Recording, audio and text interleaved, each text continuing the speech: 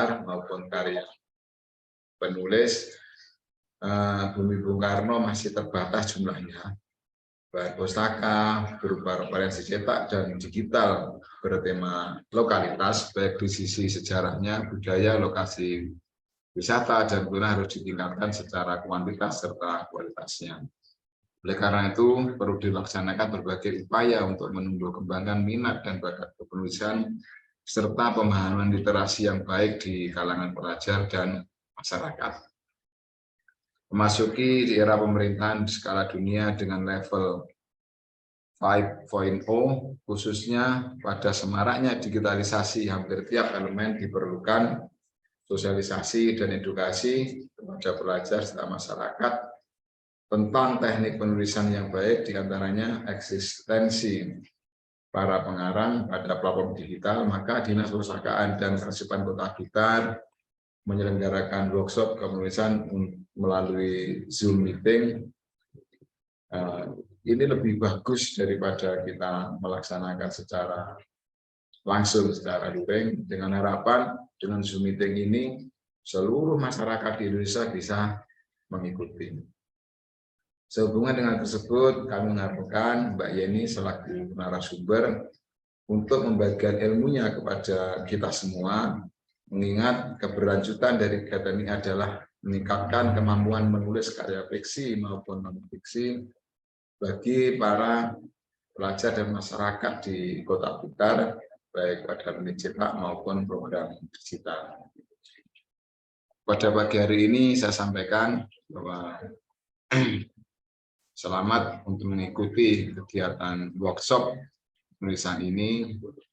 Semoga kita menjadi pribadi yang terampil, sukses, dan bermanfaat bagi kita semua, bagi seluruh masyarakat di Indonesia.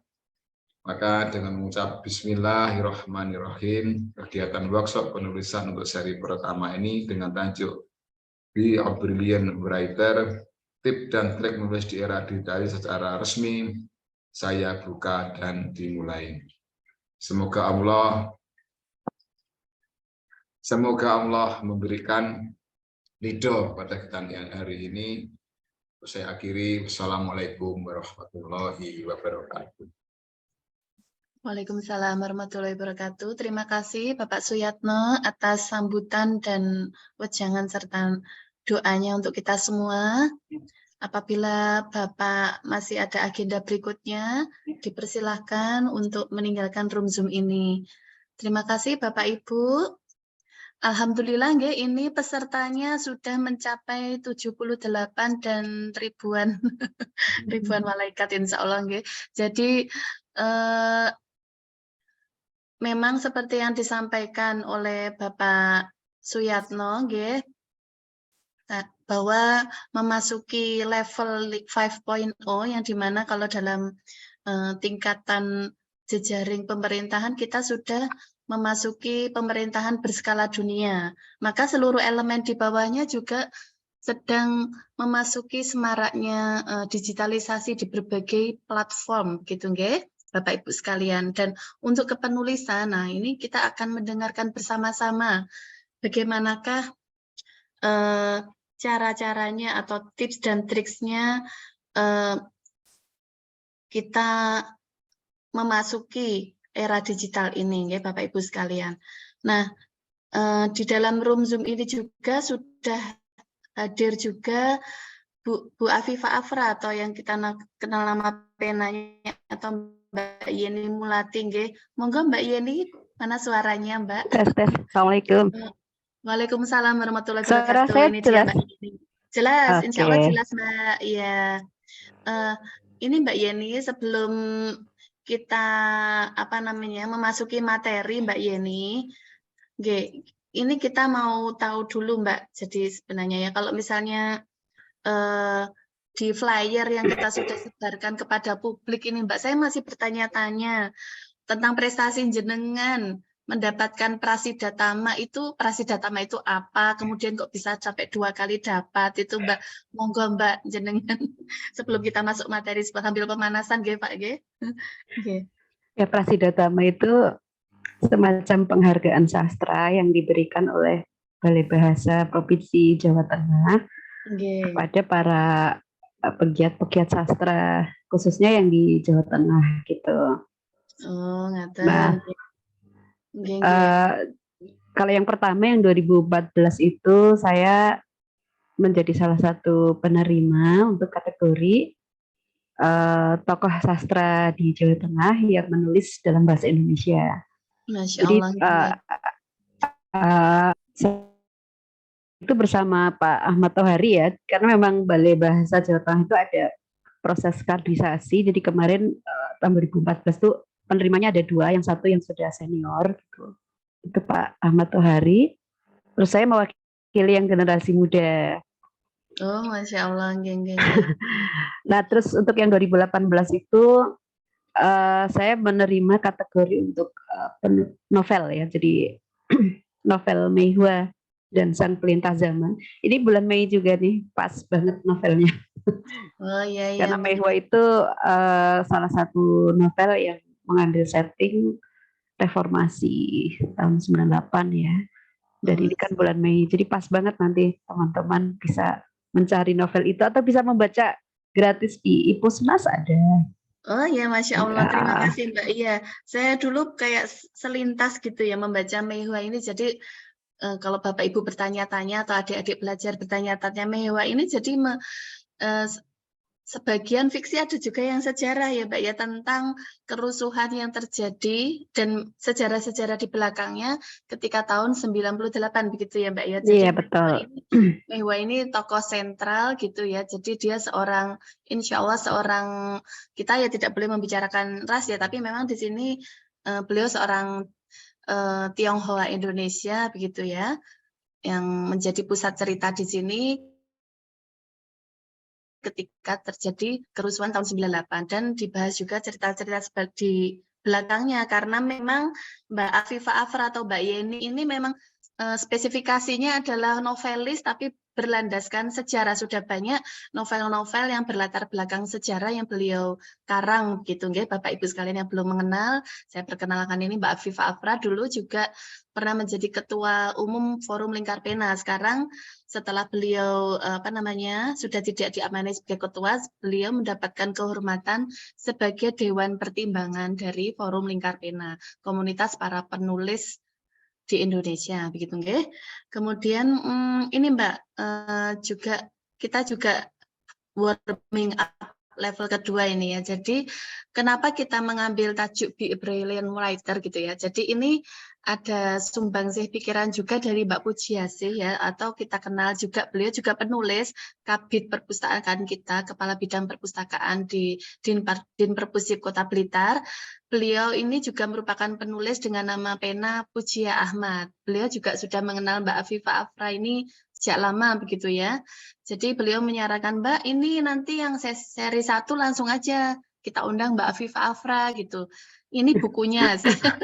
Jadi beliau kemarin itu kan kenapa PLH-nya sekarang Bu Pustakawan Madya Bu Wahyu ya, tapi sebelum beliau berangkat diklat, jadi Bu Pujia ini kan sekarang sedang diklat kepemimpinan tingkat 3 gitu ya, karena beliau di eselon 3, maka oleh provinsi dan oleh pemerintah Kota Blitar diberangkatkan untuk diklat kepemimpinan. Sebelum beliau berangkat diklat ini, beliau masih nyangoni saya, bukan nyangoni apa, nyangoni bukunya Mbak Afifah gitu, sebagai sebagai amunisi untuk jadi moderator.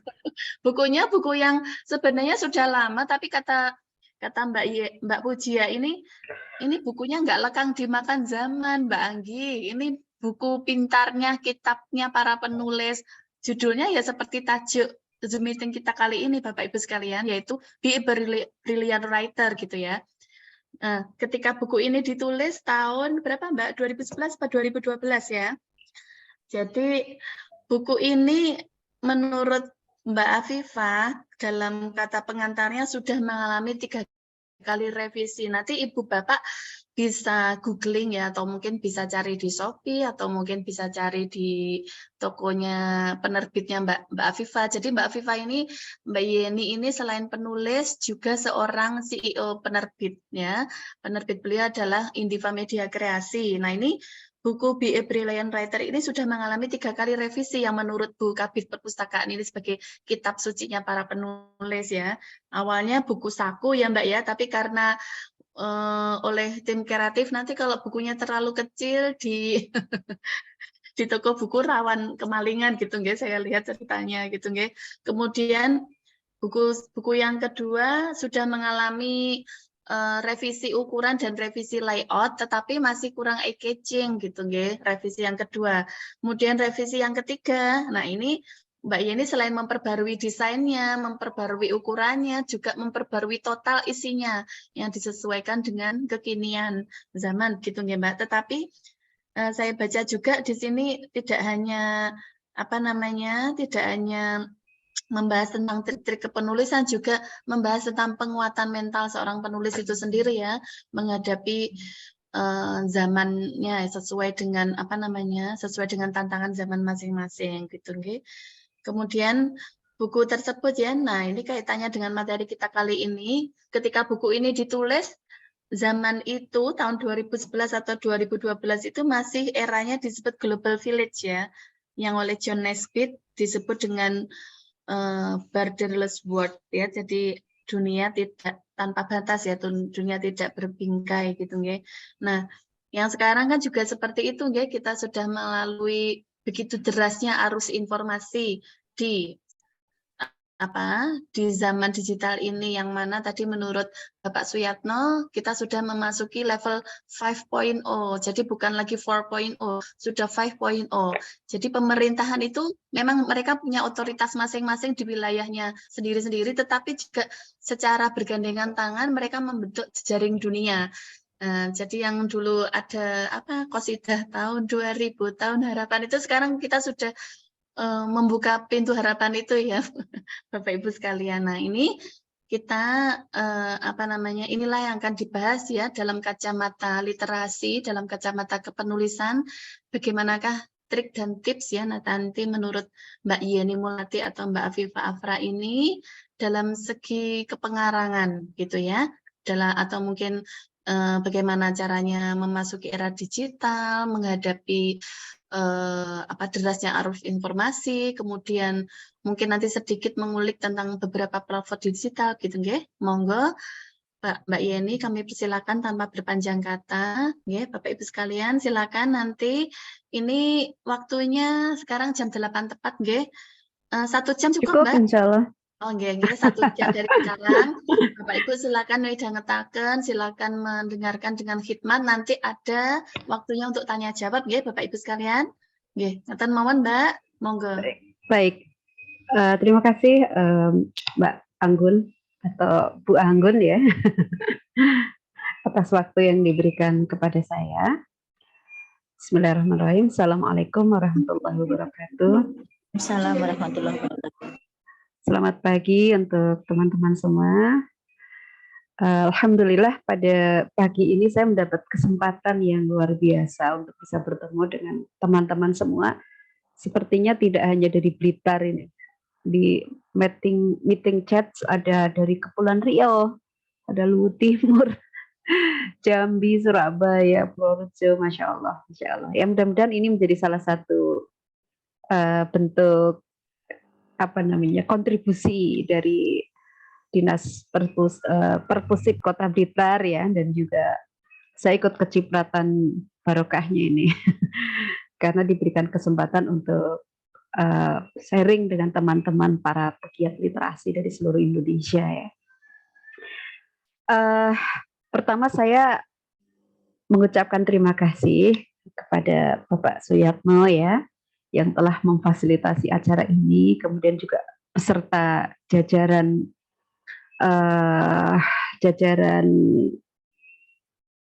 dari Dinas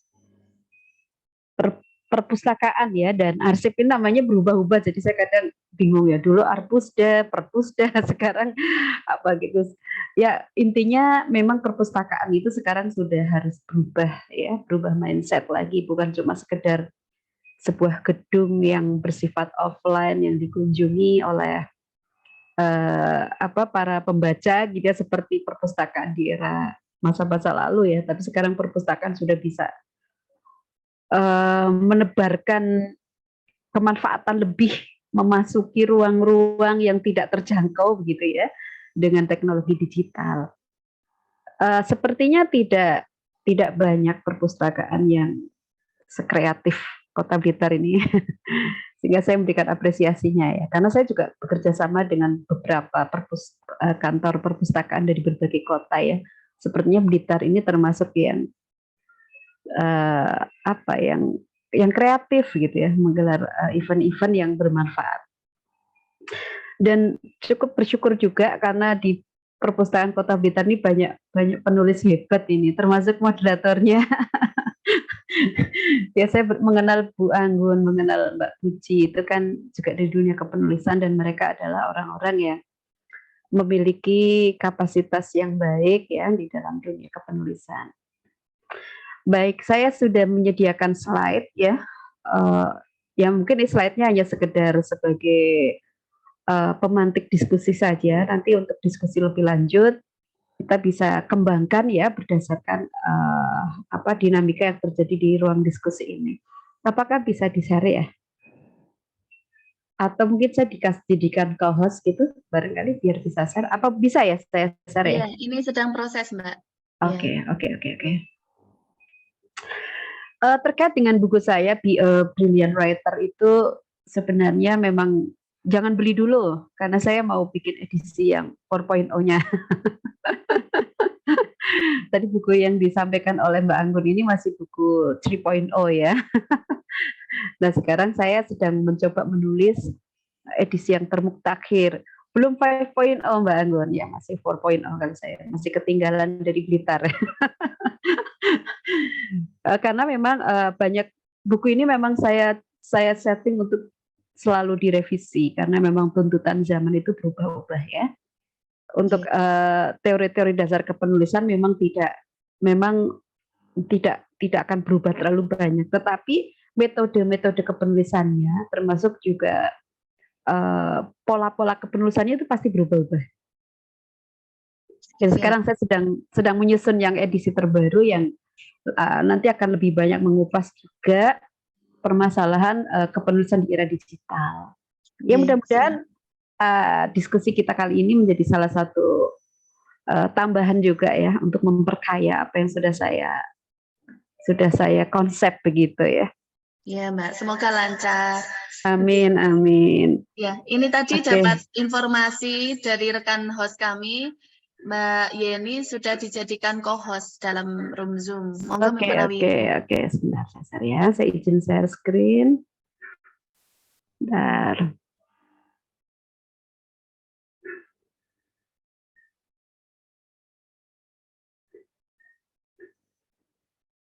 Baik ya.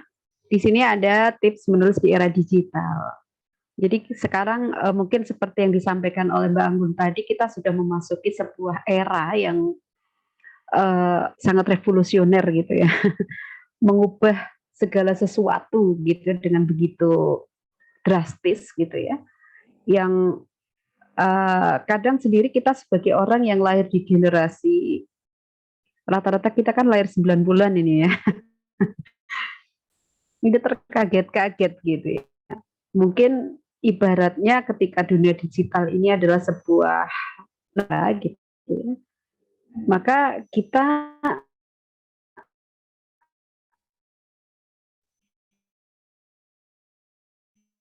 orang-orang yang lahir di generasi 9X ya, atau mungkin ada sedikit yang lahir di tahun 2000-an,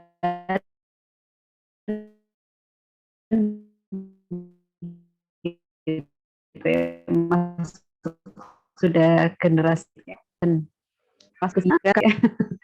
sehingga mungkin kita tergagap-gagap di dunia digital. Tapi kita lebih baik daripada generasi-generasi di atas kita, para bapak kita, para simbah kita yang bukan sekedar imigran lagi, tapi stranger gitu ya. Stranger, jadi orang yang mendatangi sebuah negara dan mungkin tidak mengenal bahasanya, tidak mengenal adat istiadatnya, sehingga dia menjadi orang asing gitu ya, menjadi stranger di sebuah negara itu. Karena itu mungkin kita sering mendengar ada gap gap antar generasi.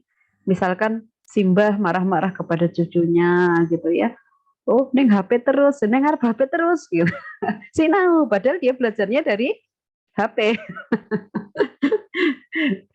Sering terdengar kasus gitu ya, misalkan anak-anak remaja itu bertengkar hebat dengan orang tuanya karena orang tuanya menganggap anaknya itu nggak pernah belajar, dikira itu di depan komputer, di depan laptop, di depan HP itu dia main game, padahal dia mungkin sedang belajar, dia sedang mencari informasi, dia itu sedang menulis gitu ya.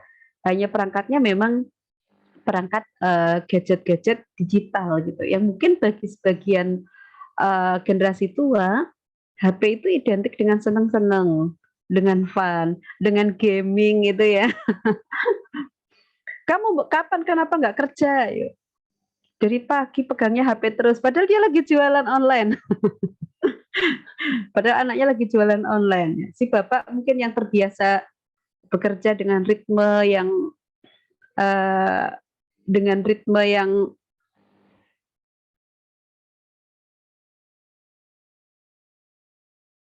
ada iklan lewat. Ya, mungkin para orang tua kita yang terbiasa dengan ritme yang tertib gitu ya. Eh, Pagi mandi, berangkat ke kantor gitu. Mulai jam 7 udah mulai kerja, pulang jam 4 misalkan. Itu akan terkaget-kaget dengan pola baru yang dimunculkan oleh anak-anak generasi terkini gitu, generasi digital yang mungkin bekerjanya itu sudah melewati atau melintasi batas-batas atau mengubah batas-batas atau menciptakan batas-batas baru gitu. Jadi sebenarnya dunia digital itu bukan cuma sekedar dunia software atau hardware ya, tapi juga mentality digital yang ini mengubah sebuah pola gitu ya. Nah, ini sebagai pendahuluan saja ya. Nanti kita bisa membahas lebih detailnya di sesi lain gitu ya. Nah, di dunia digital ini kita sekarang data terbaru pengguna internet di Indonesia ini sudah 87,13%. Jadi 87,13% warga negara itu sudah menggunakan internet. Mungkin ini melejit itu kemarin pas pandemi itu ya, di mana sekolahnya sudah mulai online sehingga anak-anak yang dulu mungkin belum mengenal, sekarang mau tidak mau di pandemi itu mengenal dunia digital gitu ya, karena memang aktivitasnya di situ. Nah, ini ada plus minusnya. Nah, sebelum kita masuk ke penulisan ya, minusnya, nah ini merebaknya hoax dan disinformasi. Jadi kita kemarin ya pas masa pandemi gitu, itu namanya hoax. Saya itu sampai ini ya, sampai bertengkar dengan simbah-simbah dengan para pak di grup-grup WhatsApp keluarga itu. Kenapa? Karena mereka itu sangat masif menyebar informasi-informasi yang nggak tepat tentang COVID. Apalagi ini tahun-tahun ini simpang siur hoax dan disinformasi buat kadang itu stres gitu ya, digital gitu ya, karena seperti ada banjir informasi yang kita tuh kesulitan untuk filter sebuah era yang kalau dalam istilah para ilmuwan itu disebut sebagai post truth. Apa itu post truth? Post itu pasca, truth itu kebenaran, pasca kebenaran. Jadi teknologi digital ini ternyata menciptakan sebuah era di mana orang itu lebih percaya kepada opini, kepada sesuatu yang banyak dianut oleh orang gitu ya, dibandingkan kebenaran itu sendiri. Makanya disebut sebagai post truth. Ini ngeri ya, fakta ini kalah ini. Apalagi sekarang orang-orang itu sudah bisa menyuarakan opininya tanpa harus diedit oleh media-media mainstream gitu kan.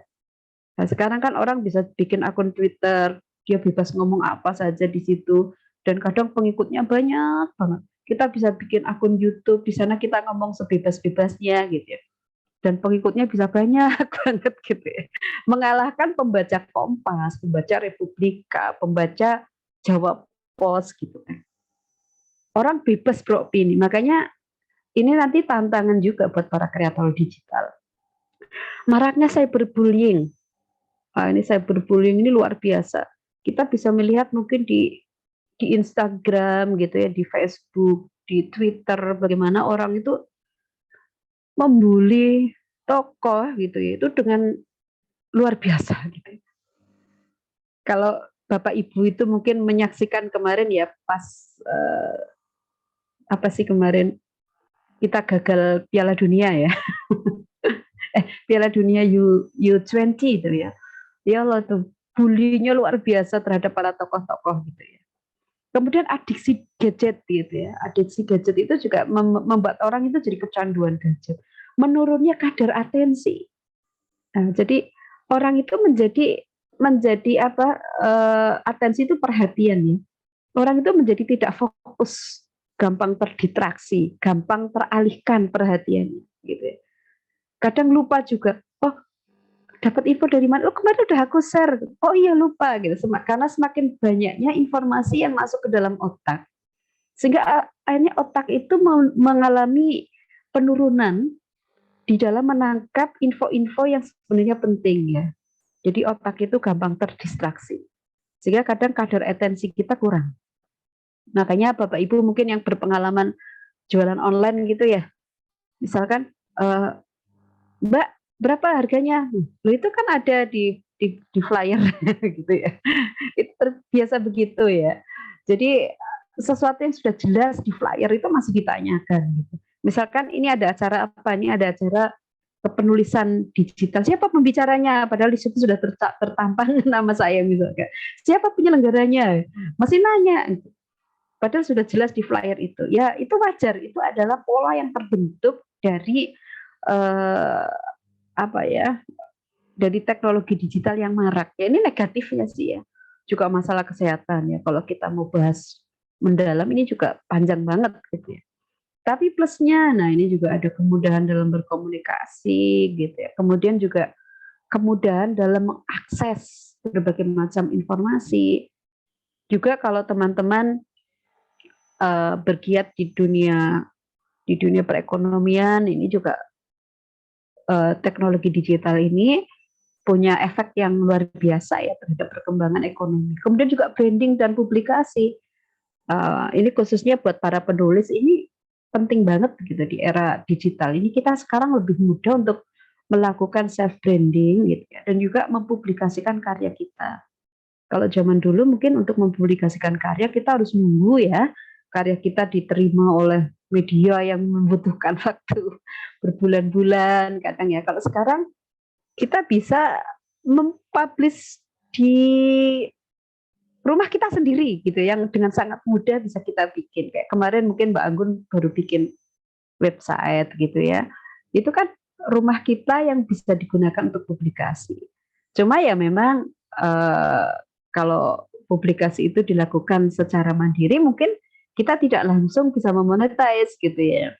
Tapi bisa juga dimonetize kalau memang kita rumah kita itu disukai oleh banyak orang dan kemudian bisa kita iklankan, bisa kita jadikan sumber penghasilan dan sebagainya.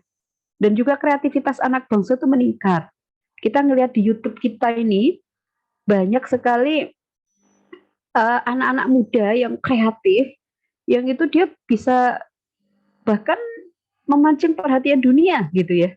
Misalkan sama Word Genius gitu ya. Terus siapa itu kemarin Sarah Fajira gitu ya. Terus yang Nisa Sabian gitu. Yang dulu mungkin untuk bisa menjadi artis papan atas itu harus nembus dapur rekaman gitu ya. Harus apa namanya? Harus kenal dulu dengan para musisi yang bisa mengangkat seseorang. Misalkan dulu kita mengenal siapa sih Ahmad Dhani gitu ya. Kalau mau jadi penyanyi harus lewat Ahmad Dhani, dipublish oleh dia gitu, atau oleh penyanyi-penyanyi yang top gitu ya. Kalau sekarang tidak perlu, kita bikin konten yang bagus, terus publish di YouTube itu bisa bisa bisa langsung ngetop, bahkan menembus batas-batas geografis. Saya dulu pernah lihat itu akunnya Perdana Menteri Pakistan, itu tuh memposting YouTube-nya Nisa Sabian gitu. Terus dia kasih jempol gitu ya, good music gitu. Coba bayangkan kalau zaman dulu gitu, apa susah banget gitu ya seorang Perdana Menteri Pakistan bisa nge-like karya anak muda yang itu bukan dari label mayor gitu. Jadi ini peluang ya, termasuk buat teman-teman di sini, kalau benar-benar mampu untuk mengoptimalkan kebaikan-kebaikan gitu ya, atau potensi-potensi yang muncul dari teknologi digital, dan juga meminimalisir potensi-potensi negatif yang bisa muncul ketika kita sudah masuk dunia digital. Kesalahan kita adalah ketika kita merasakan bahwa serbuan dunia digital itu kita cenderung kepada yang negatif, itu kita milih mundur, give up, udah nggak usah gadgetan gitu kan. Kadang kita kan juga begitu, misalkan dibully, stres gitu ya, udah nggak usah gadgetan, kita memilih mundur. Kita lupa bahwa banyak sekali potensi-potensi positif yang bisa kita dapatkan selagi kita bisa memanage atau meminimalisir potensi-potensi negatif gitu ya yang ada gitu ya. Nah, jadi sekarang sudah eranya ya, era digital itu, mau tidak mau kita tuh harus terjun ke sana gitu. Dengan memperkuat diri tentunya ya, dengan melakukan, kita harus aware dengan yang negatif ini gitu ya. Sehingga kita bisa meminimalisir efek-efek negatif yang mungkin muncul pada diri kita. Saya lanjutkan. Nah ini juga kita perlu ya, teknologi itu sebenarnya bisa positif ya, asal ada kerjasama yang baik dari 4 komponen ini ya. Pertama, pemerintah nih, pemerintah itu harus jadi regulator. Di sini mungkin pihak Perpus Blitar ini kan bagian dari pemerintah, ini bisa menjadi regulator yang baik. Pemerintah ini harus punya regulasi yang baik tentang dunia digital gitu ya. Sejauh ini saya sudah melihat upaya-upaya ke sana. Misalkan dulu pemberantasan pornografi ya, di era Kemenkominfo tahun berapa itu ya, itu sudah mulai dilakukan. Jadi situs-situs porno sudah mulai diblokir. Sehingga sekarang situs-situs porno di Indonesia itu sudah mulai berkurang. Tapi larinya ke medsos. Larinya ke medsos gitu ya. Jadi sekarang kita ngelihat bagaimana di Facebook itu sering ya di-tag akun porno gitu. Ya teman-teman kalau melihat seperti itu langsung aja di spam gitu, langsung saja diras. Jadi biar hilang gitu ya, biar nanti dihapus oleh media sosial.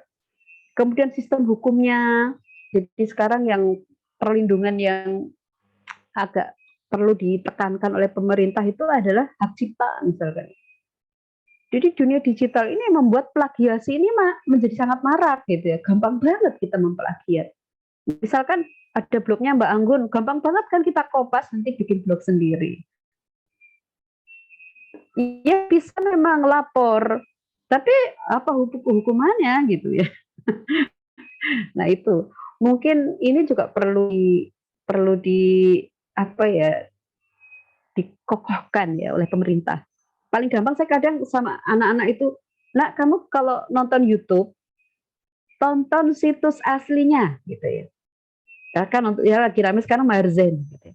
Kamu tonton website aslinya Marzen gitu. Kenapa? Biar nanti monetisnya masuk ke kantongnya Marzen gitu. Biar apa? Biar Marzen itu tidak patah hati gitu ya.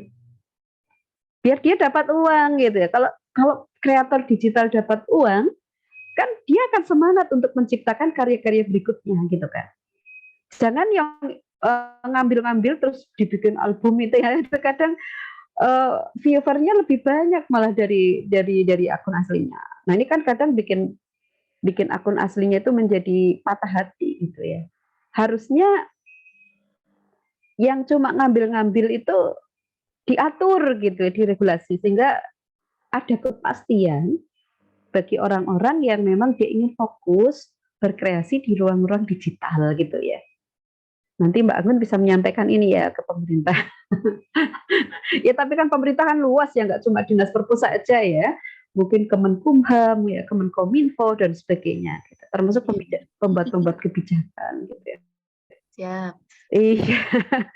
Kemudian media. Nah, media ini ada media sosial, ada media mainstream. Ini juga media itu harus menguatkan etikanya ya, kemudian internet positif ya, membuat karya-karya yang edukatif, jangan melulu profit oriented gitu. Sekarang tuh platform-platform digital, mohon maaf ya, platform digital kan bagian dari media ya. Untuk ngejar klik, mereka kadang bikin karya-karya yang tidak edukatif, karya-karya beraroma ranjang gitu ya.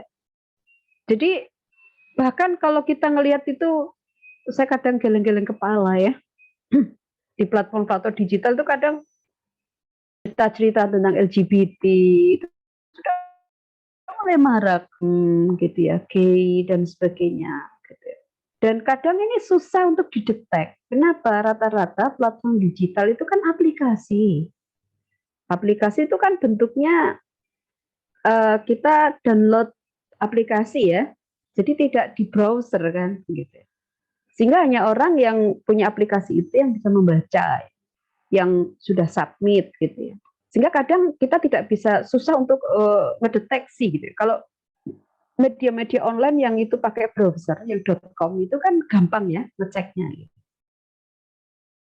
Kita laporkan di konten ini gitu ya. Itu mudah. Tapi kalau aplikasi-aplikasi ini kadang agak susah ya.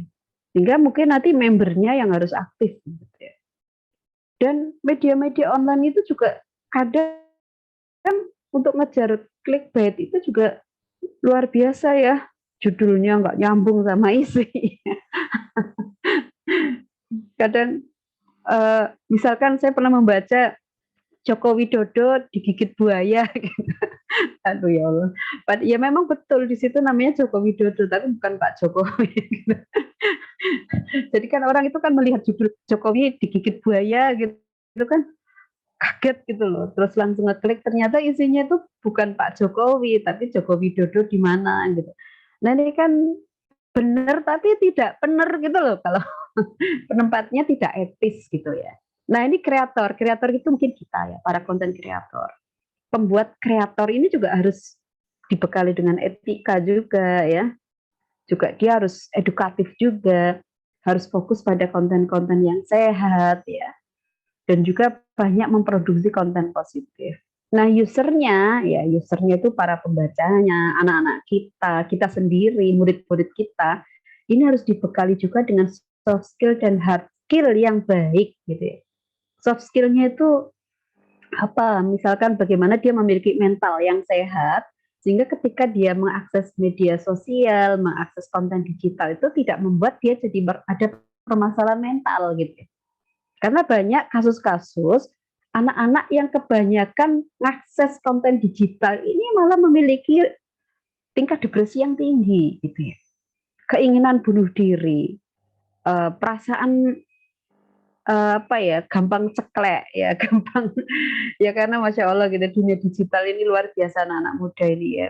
Kadang dikit-dikit healing gitu. Padahal healing itu apa? Katanya piknik sama dengan healing. Padahal ya beda lah. Healing itu kan proses penyembuhan terhadap sebuah luka traumatis gitu ya. Bukan sekedar, itu namanya refreshing ya. Refreshing dengan healing itu berbeda gitu ya. Pemakaian diksi-diksi yang berbahaya ya untuk ditempatkan pada hal-hal yang sifatnya remeh-temeh ini berbahaya juga gitu. Karena akan membuat orang itu jadi, aku tuh sedang stres berat ya, padahal sebenarnya dia tidak stres ya, cuma sedang lelah saja gitu.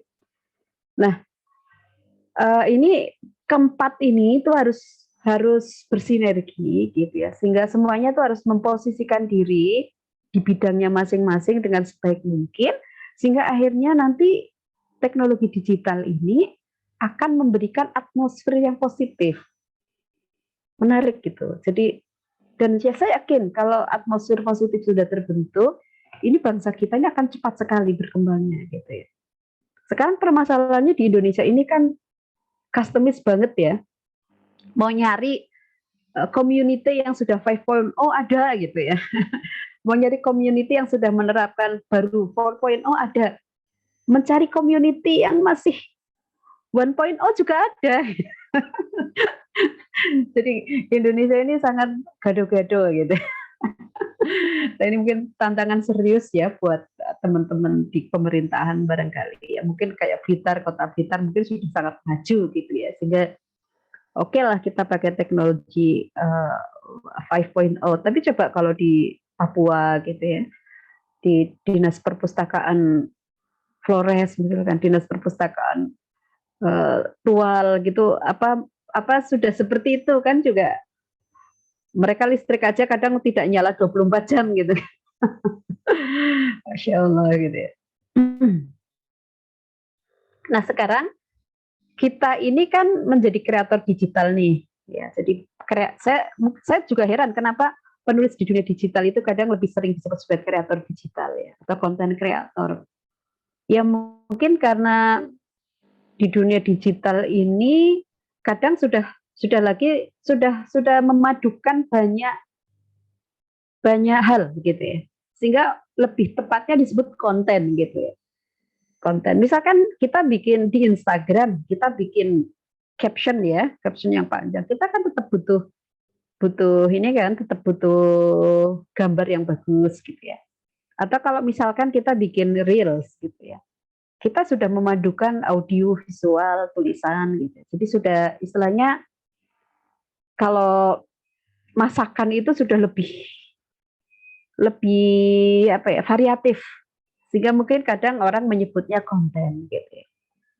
Nah, di dalam konten itu ada tulisan, ada audio, ada visualisasi, ada image gitu. Sehingga akhirnya seorang penulis digital itu akhirnya tidak hanya berorientasi kepada tulisan, tetapi juga bagaimana dia bisa membuat visualisasi yang baik, bagaimana dia bisa mencari audio-audio yang bagus untuk mensupport tulisan-tulisannya misalnya ya. Nah, sebagai kreator digital ini paling tidak ini ada 4 hal yang harus dipahami ya. Karena kita sifatnya di sini masih awalan ya Mbak Anton ya. Kita belum detail membahas tentang kepenulisan di era digital ya. Saya membukakan sebuah pola yang lebih ini aja, lebih apa ya, lebih untuk memahami atmosfer dunia digital secara lebih mudah gitu ya.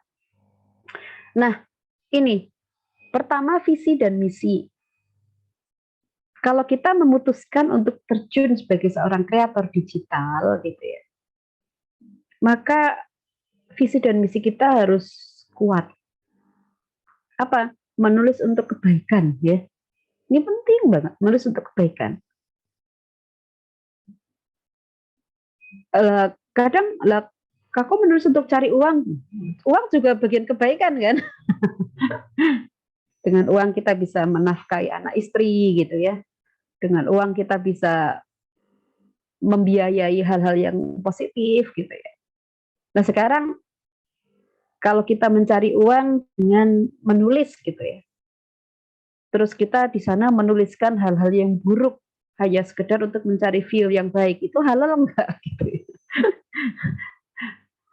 Masa kita memberikan uang anak istri dari hasil-hasil seperti itu kan juga tidak terhormat lah kita gitu. Jadi mari kita menulis untuk kebaikan. Tantangan era digital ini semakin kompleks.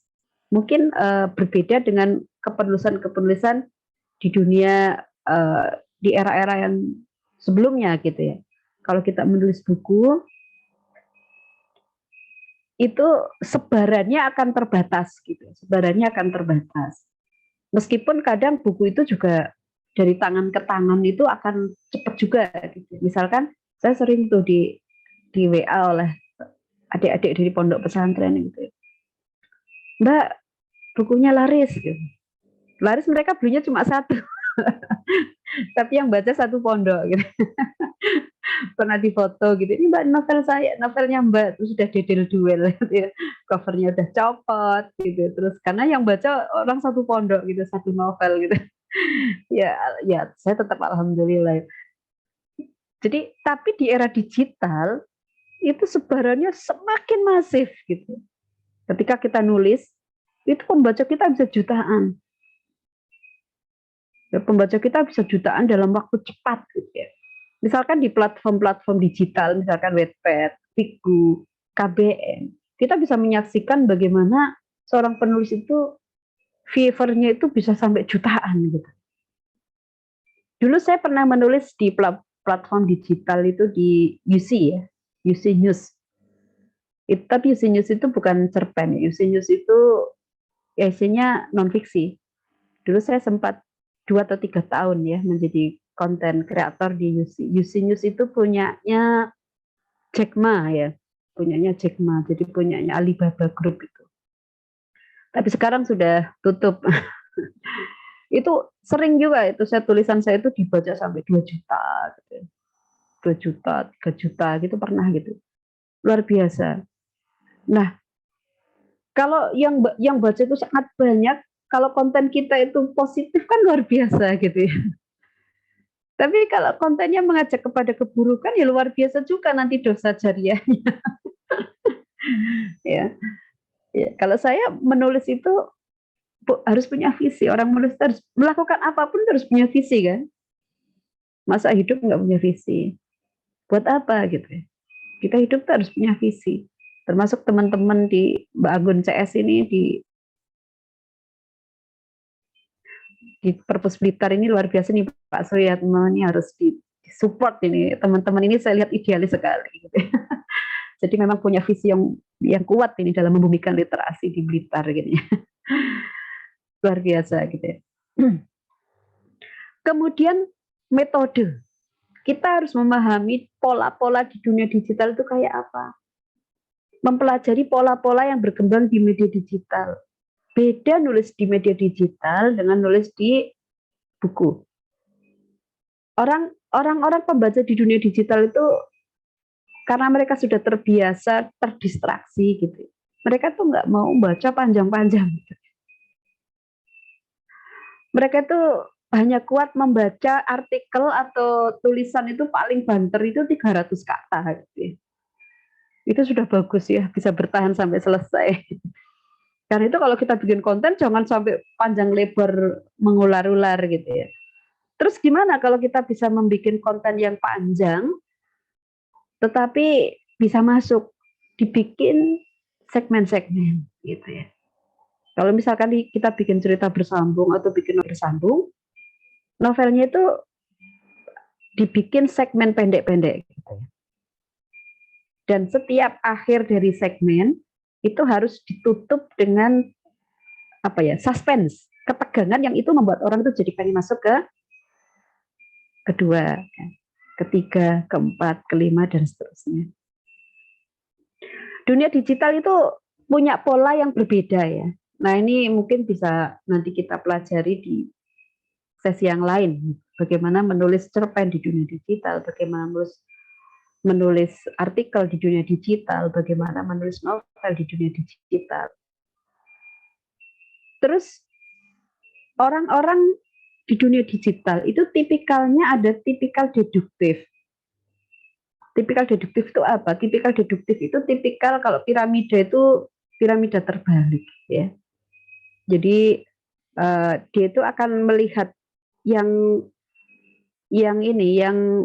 poin-poin paling penting itu di paragraf pertama.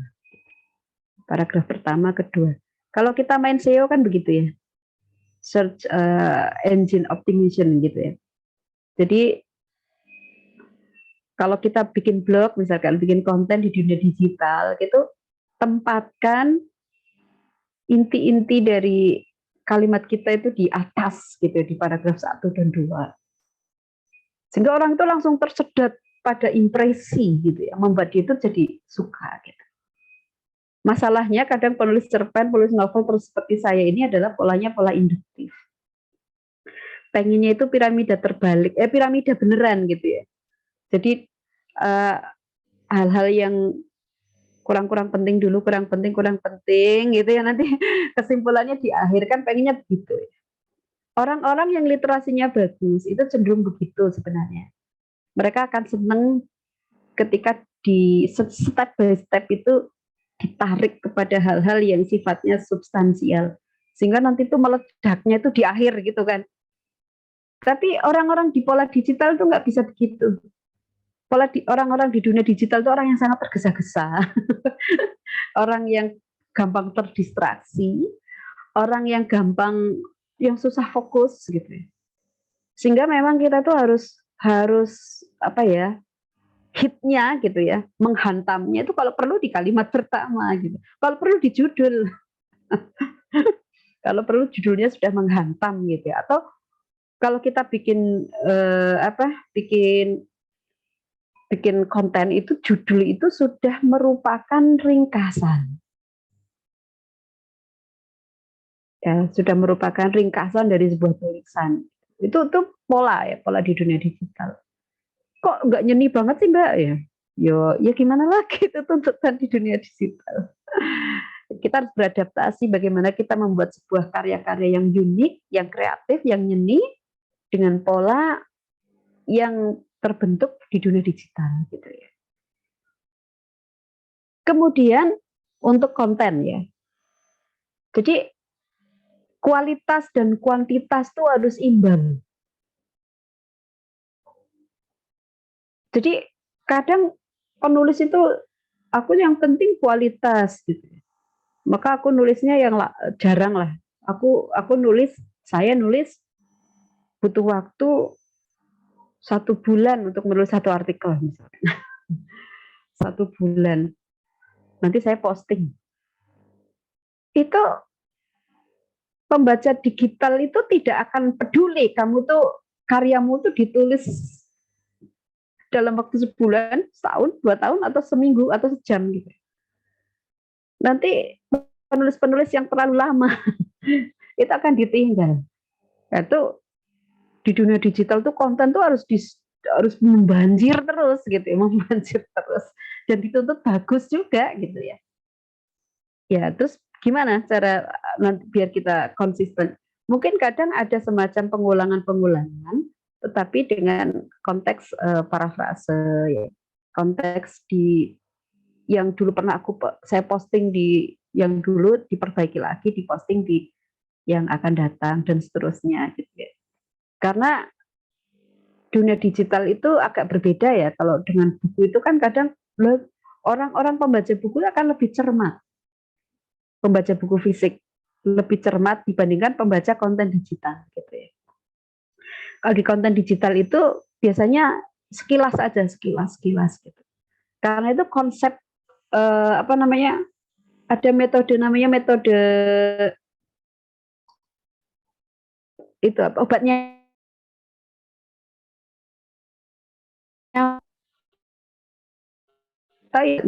bukan obatnya yang pakai yang modern. Nah, nulis di konten digital itu mirip itu. Jadi nanti kan tadinya nulis nanti itu akan ada titik pengulangan gitu ya. Tetapi pengulangannya tidak sama persis gitu ya. Jadi mirip dengan konten sebelumnya, tetapi dikasih value yang sedikit berbeda gitu. Sehingga nanti kita memiliki napas yang cukup kuat gitu ya untuk masuk di dunia digital. Engagement penting ini. Engagement itu keterkaitan antara kita dengan pembaca. Di dunia digital ini, seorang penulis di era digital ini harus akrab dengan pembaca. Jadi jangan membangun sebuah dunia yang dimana kita itu menjadi seorang seleb gitu ya. Selebritis yang followernya banyak dan kita tuh kayak feodal banget gitu ya. Jangan seperti itu ya. Ada mungkin seorang penulis top gitu ya, inisialnya T, yang saya nggak usah nyebut, yang feodal banget, tapi penggemarnya tetap banyak gitu. Kadang posting-postingnya juga sadis-sadis tapi penggemarnya tetap banyak gitu. Saya nggak usah saya sebut, nanti saya kena undang-undang ITE. Ya jangan ngikut itulah, itu beliau beruntung banget gitu ya. Meskipun terkesan arogan, meskipun terkesan feodal, tapi pembacanya tetap banyak. Kalau kita yang orang-orang yang baru memulai dan tidak seberuntung beliau, harus interaktif, harus komunikatif gitu. Jadi connection terkoneksi gitu. Itu kalau kata Hermawan Kertajaya itu ada 3 level. Yang pertama adalah well connection. Ya, well connection itu terkoneksi dengan baik. Terus nanti, tapi well connection itu tidak cukup loh ya. Harus ada deep connection. Deep connection itu koneksi yang dalam. Terus yang paling kuat lagi itu adalah apa sih namanya itu?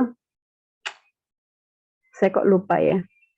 Tapi intinya keadaan di mana kita itu seperti tidak ada jarak dengan pembaca.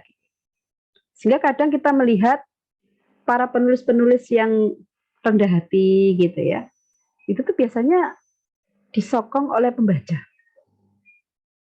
Jadi pembaca di dunia digital itu kadang siapa penulisnya kayak apa gitu tuh akan sangat berpengaruh. Seperti teman kadang ya, seperti teman gitu, sehingga akhirnya ketika karyanya terbit tuh akan selalu dinanti-nanti gitu ya. Saya lanjutin.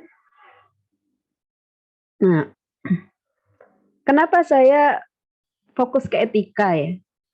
Karena memang dunia digital ini menurut saya yang paling jadi PR itu etika. Yang paling jadi PR di dunia digital itu adalah etika. Banyak kalau kita sudah masuk di dunia digital itu kayak kita membuat etika itu tidak penting gitu ya. Seolah-olah dunia maya itu adalah dunia di mana malaikat tidak melihat kita.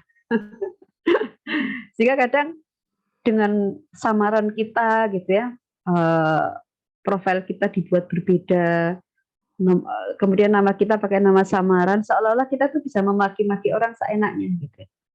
Seolah-olah malaikat tuh nggak tahu bahwa itu adalah kita, bahwa yang kita maki-maki tetap dicatat gitu kan ya. Seolah-olah seperti itu, padahal kan enggak gitu ya. Artinya citra kita sebagai seorang yang menjunjung tinggi etika kan akan tetap dijaga meskipun kita itu menjadi akun-akun yang nyamar gitu ya. Nah ini jadi kadang dunia digital ini memang problematik ya di satu sisi, karena bisa memunculkan kepribadian yang terbelah-belah. Gitu. Ada orang yang merasa bahwa ketika saya itu sudah masuk di media sosial, di dunia internet, itu saya adalah orang yang berbeda dengan saya sehari-hari. Sehingga memang dunia digital itu kadang orang mengatakan itu dunia yang hyper reality. Di mana yang ada di dunia digital itu sebenarnya bukan diri kita, tetapi kita yang kita inginkan. Makanya namanya hyper reality. Kalau menurut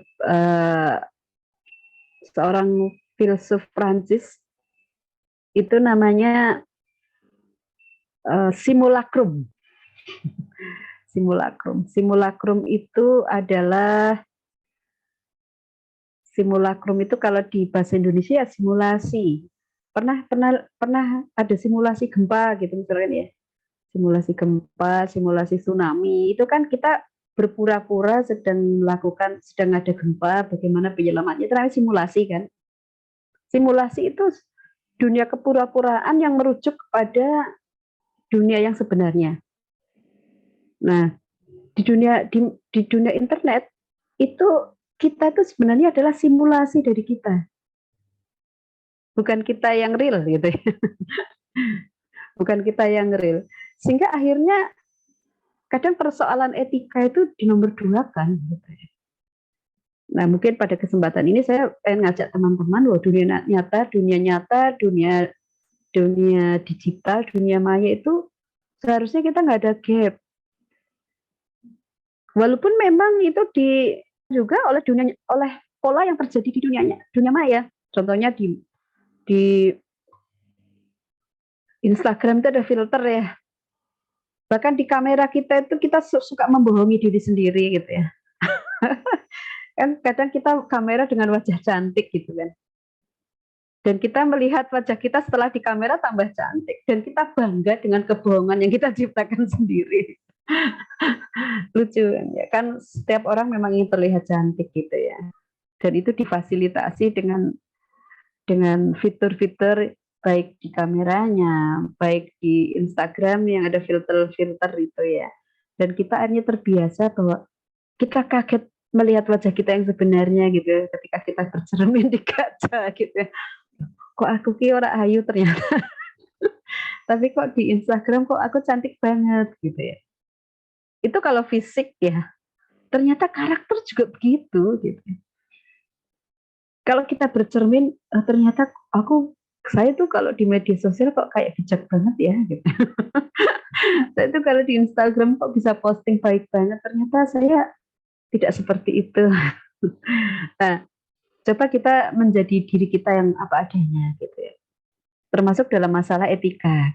Jadi kita kita yang sebenarnya dengan kita yang di dunia digital itu sebaiknya tidak ada gap yang terlalu jauh. Sebab gap itu yang nanti akan memicu depresi-depresi gitu ya. Nah, etika menulis di media sosial. Nah ini, penggunaan bahasa, gambar, emoticon itu yang baik gitu ya. Apalagi di media digital itu kadang kan less editing ya. Jadi hampir semua platform digital itu tidak menyediakan editor.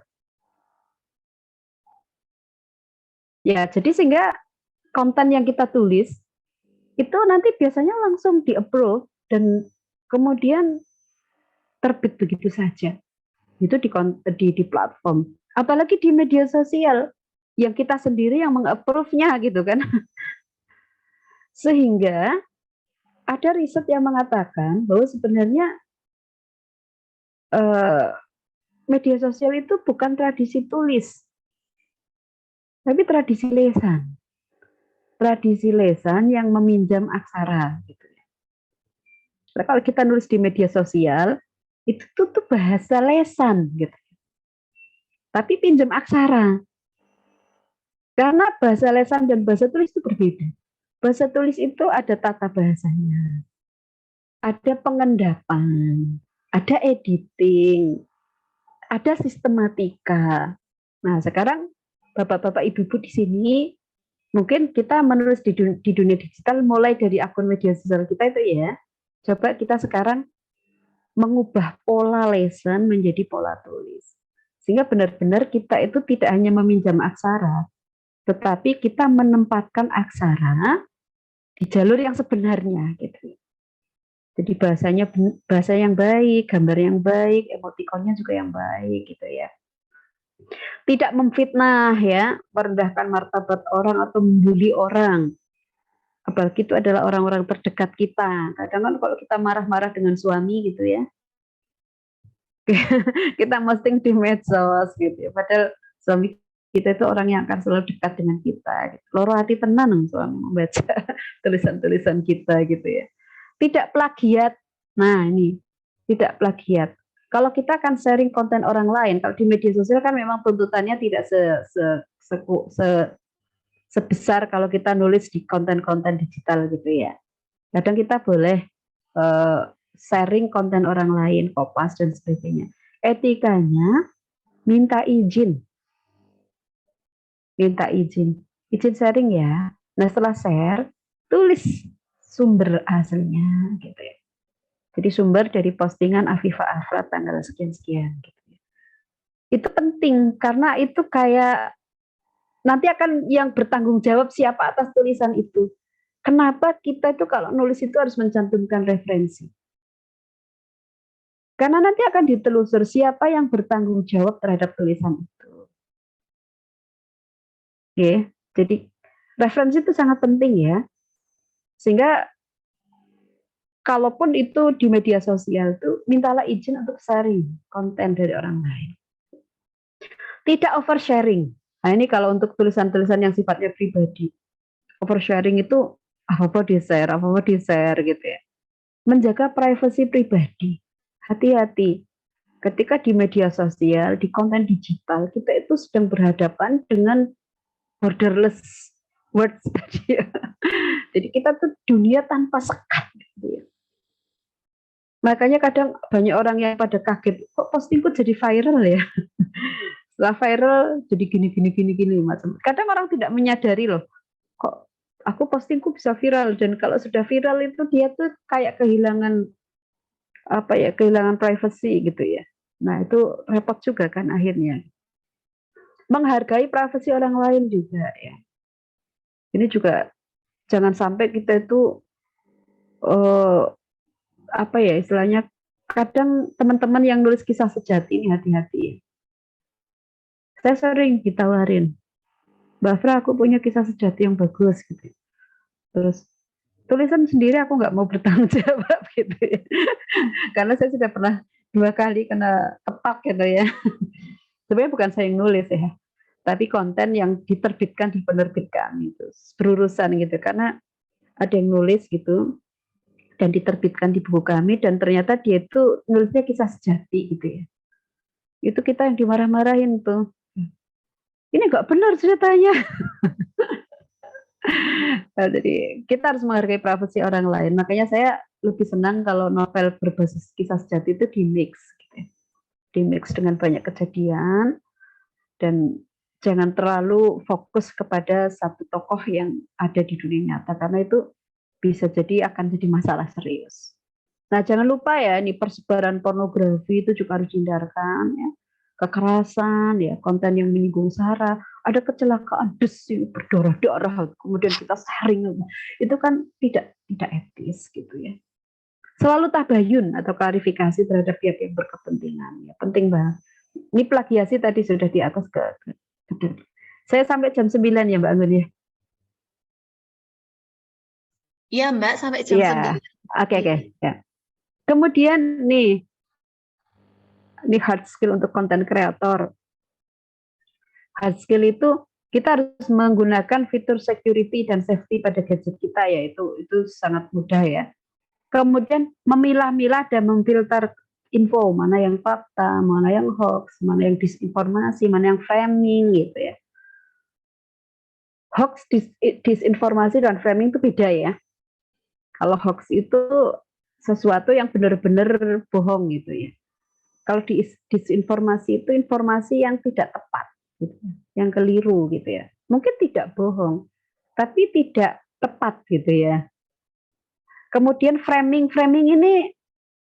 itu sebenarnya benar, tetapi ada sesuatu yang tujuan tertentu yang akhirnya menjadi disinformasi juga gitu ya.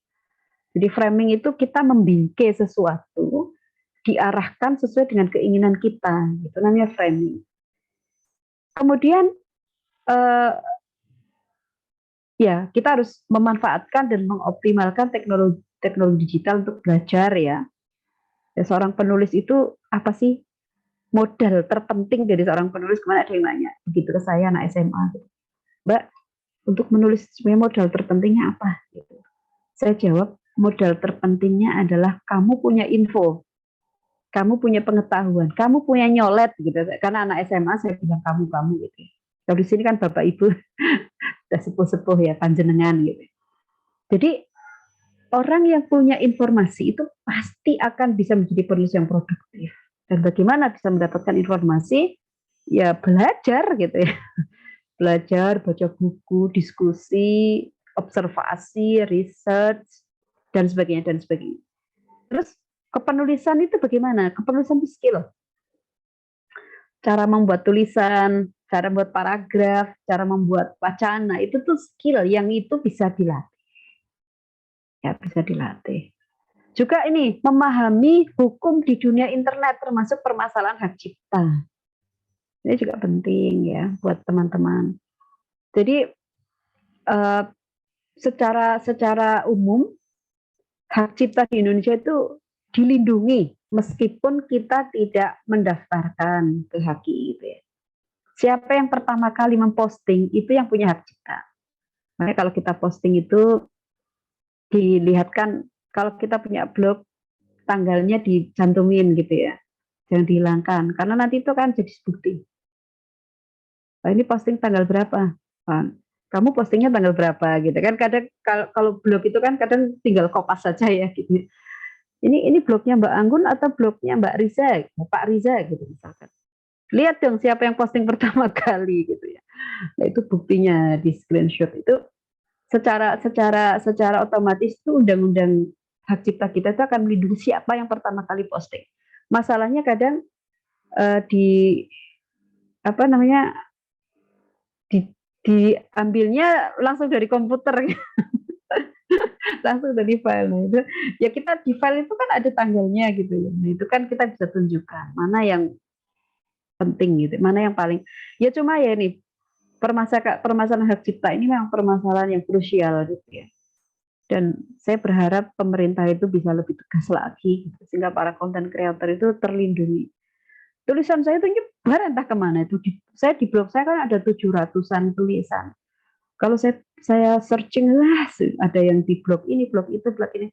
Tapi saya sendiri memang kalau saya sudah memposting di blog saya, kalau saya sudah memposting di media sosial, kalau saya sudah memposting di internet, saya sudah berniat untuk melepaskan semua hak cipta.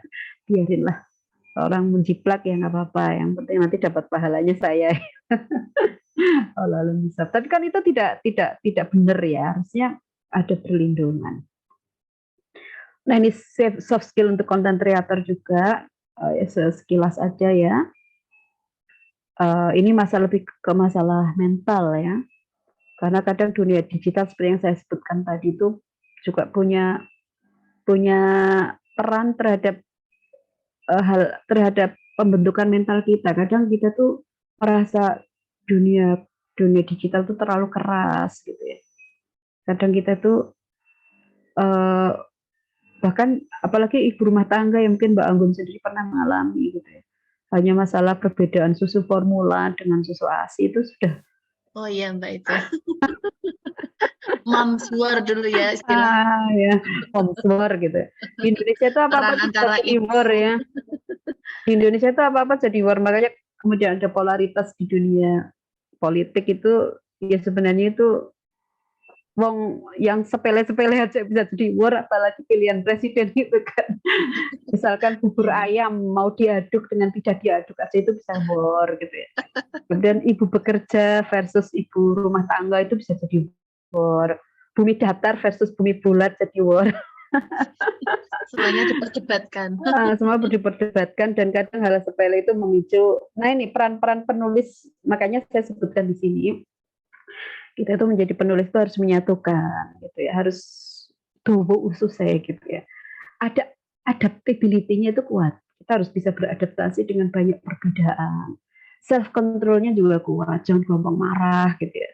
Jangan gampang meledak. Resiliensi ya, ketangguhan kita di dalam menghadapi bullying, dalam menghadapi permasalahan-permasalahan yang berat itu juga harus kuat. Permasalahan identitas itu kita jangan larut di dalam ya tadi saya sebutkan di media sosial, di internet itu kita akan terbelah-belah personality kita.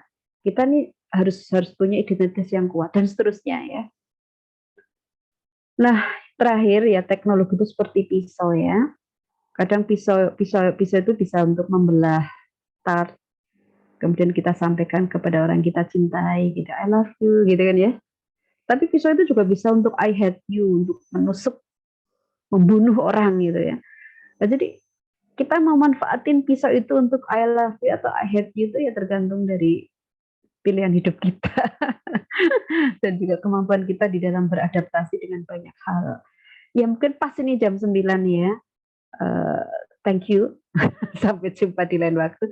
Mungkin nanti kita kalau ada diskusi, saya serahkan kembali kepada Mbak Anggun. Assalamualaikum warahmatullahi wabarakatuh.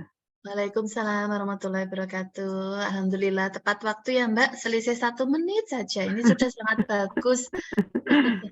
Berhubung tadi juga mulainya juga sebenarnya agak molor ya, karena tadi menunggu peserta agak banyak sedikit ya. Alhamdulillah tadi sempat mencapai 132.000 beserta malaikatnya ya.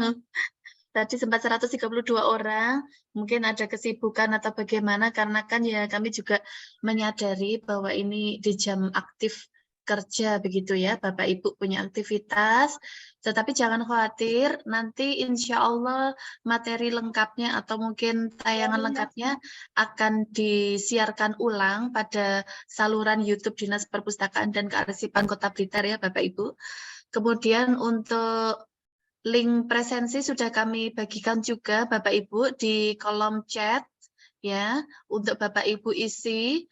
Nanti juga ini bisa dirupakan atau nanti keluarannya adalah sertifikat nggih Bapak Ibu sekalian. Nggih, data tersebut mohon diisi pada link presensi di kolom chat yang sudah dibagikan oleh admin atau host kami begitu nggih Bapak Ibu sekalian.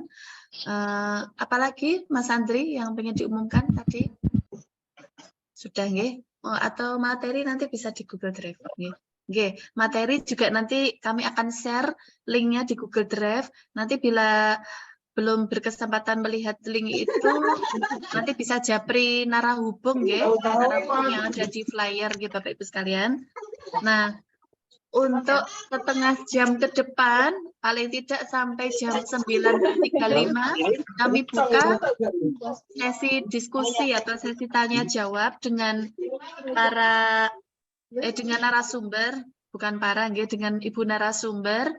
Monggo Bapak Ibu sekalian, apabila ada yang ingin ditanyakan atau saran masukan untuk kami selaku penyelenggara kegiatan, begitu nggih Bapak Ibu sekalian, silakan kami buka sesi diskusinya. Monggo siapa yang ingin bertanya dulu? Nanti Pak linknya dapat linknya. Oh, link presensi ada di kolom chat Bapak Ibu. Oh iya ada nih, ada. Ya, itu nanti kami akan ada juga sertifikatnya dari kolom chat itu, nggih, dari presensi itu, nggih. Ya, terima kasih Bu. Ya, sama-sama Bapak. Monggo ada yang ingin ditanyakan. Setin iki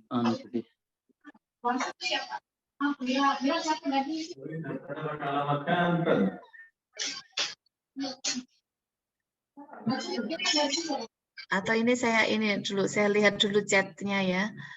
Apakah ada yang Ada bertanya? yang raise hand Mbak Anggi dari YN Cirebon, Pak Kasturi. Oh, Pak Kasturi mau bertanya, nggih. Oh, nggih, monggo Pak Kasturi.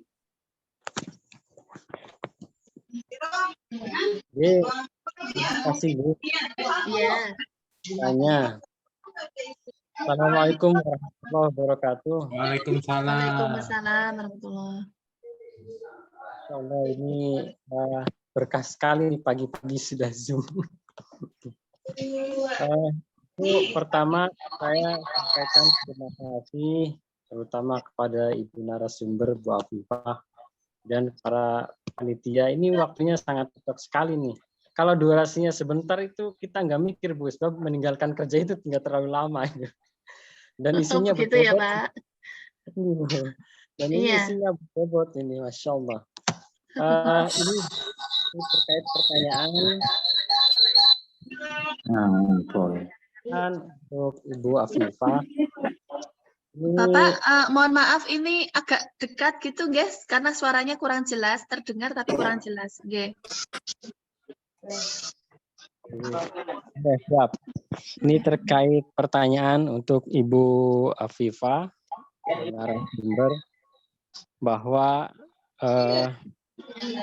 ini sangat banyak sekali tadi yang dapat saya ambil nih. Saya agak susah bahwa ada peran moral di dalam bagaimana menulis di dunia maya ini. Cuma yang kalau saya cermati, apakah dalam menulis di dunia maya ini menggunakan kaidah-kaidah keilmuan seperti kan kalau dalam dunia akademik ada istilahnya ada penelitian awal atau survei awal, kemudian meneliti selanjutnya sebenarnya ada teknik-teknik yang diambil dalam menulis dan sebagainya. Apakah dalam menulis Lagi di minum dia, lagi ke koperasi. Bentar Pak, saya kaidah-kaidah potong ya Pak. tersebut, Bapak Ibu yang lain yang tidak bertanya, mohon speakernya dimatikan dulu ya, karena ini masih terdengar dari peserta lain. Ada yang membuka.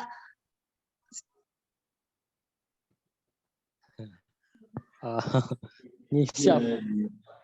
Saya ulang aja. Itu Bu, mungkin singkat aja. Apakah kaidah penulisan di dunia maya ini sama dengan kaidah keilmuan ketika kita menulis? Itu aja mungkin. Makasih sebelumnya Ibu.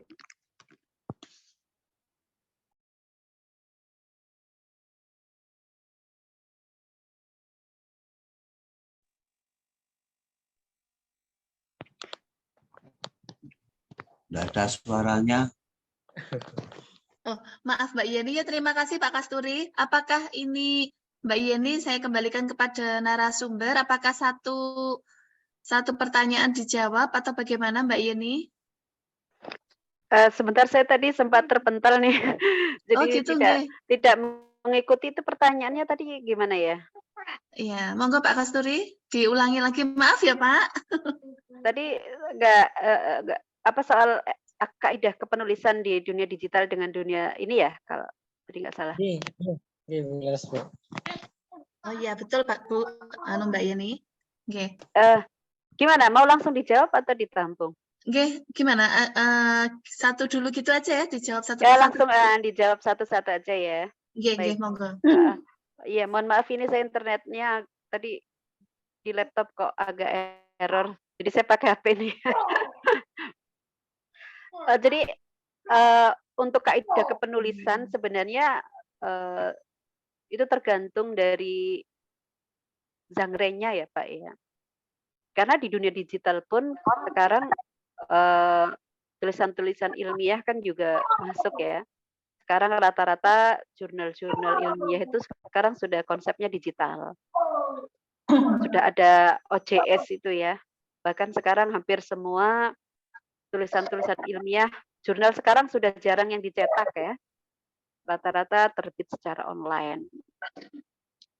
Kemudian tulisan-tulisan populer gimana? Apakah ada kaidah yang berbeda gitu antara tulisan misalkan genre fiksi ya, novel, cerpen gitu dengan yang di online maupun yang di buku cetak gitu ya.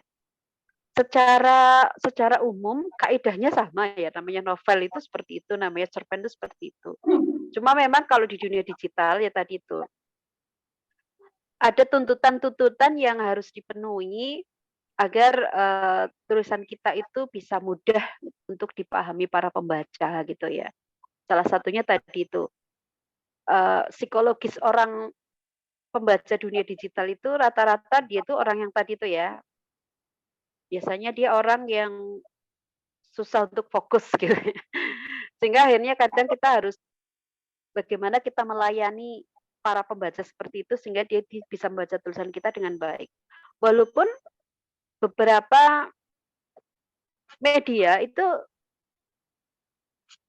membuat konten-konten digital itu juga cukup detail ya dan mendalam. Misalkan untuk genre news ya, berita itu kita ya kalau saya suka dengan Tirto ya, tirto.id. Tirto.id itu ya kalau membuat ulasan tuh panjang ya, panjang terus kadang tidak diseling iklan gitu. Asiknya kan di situ ya kalau kita membaca Tirto.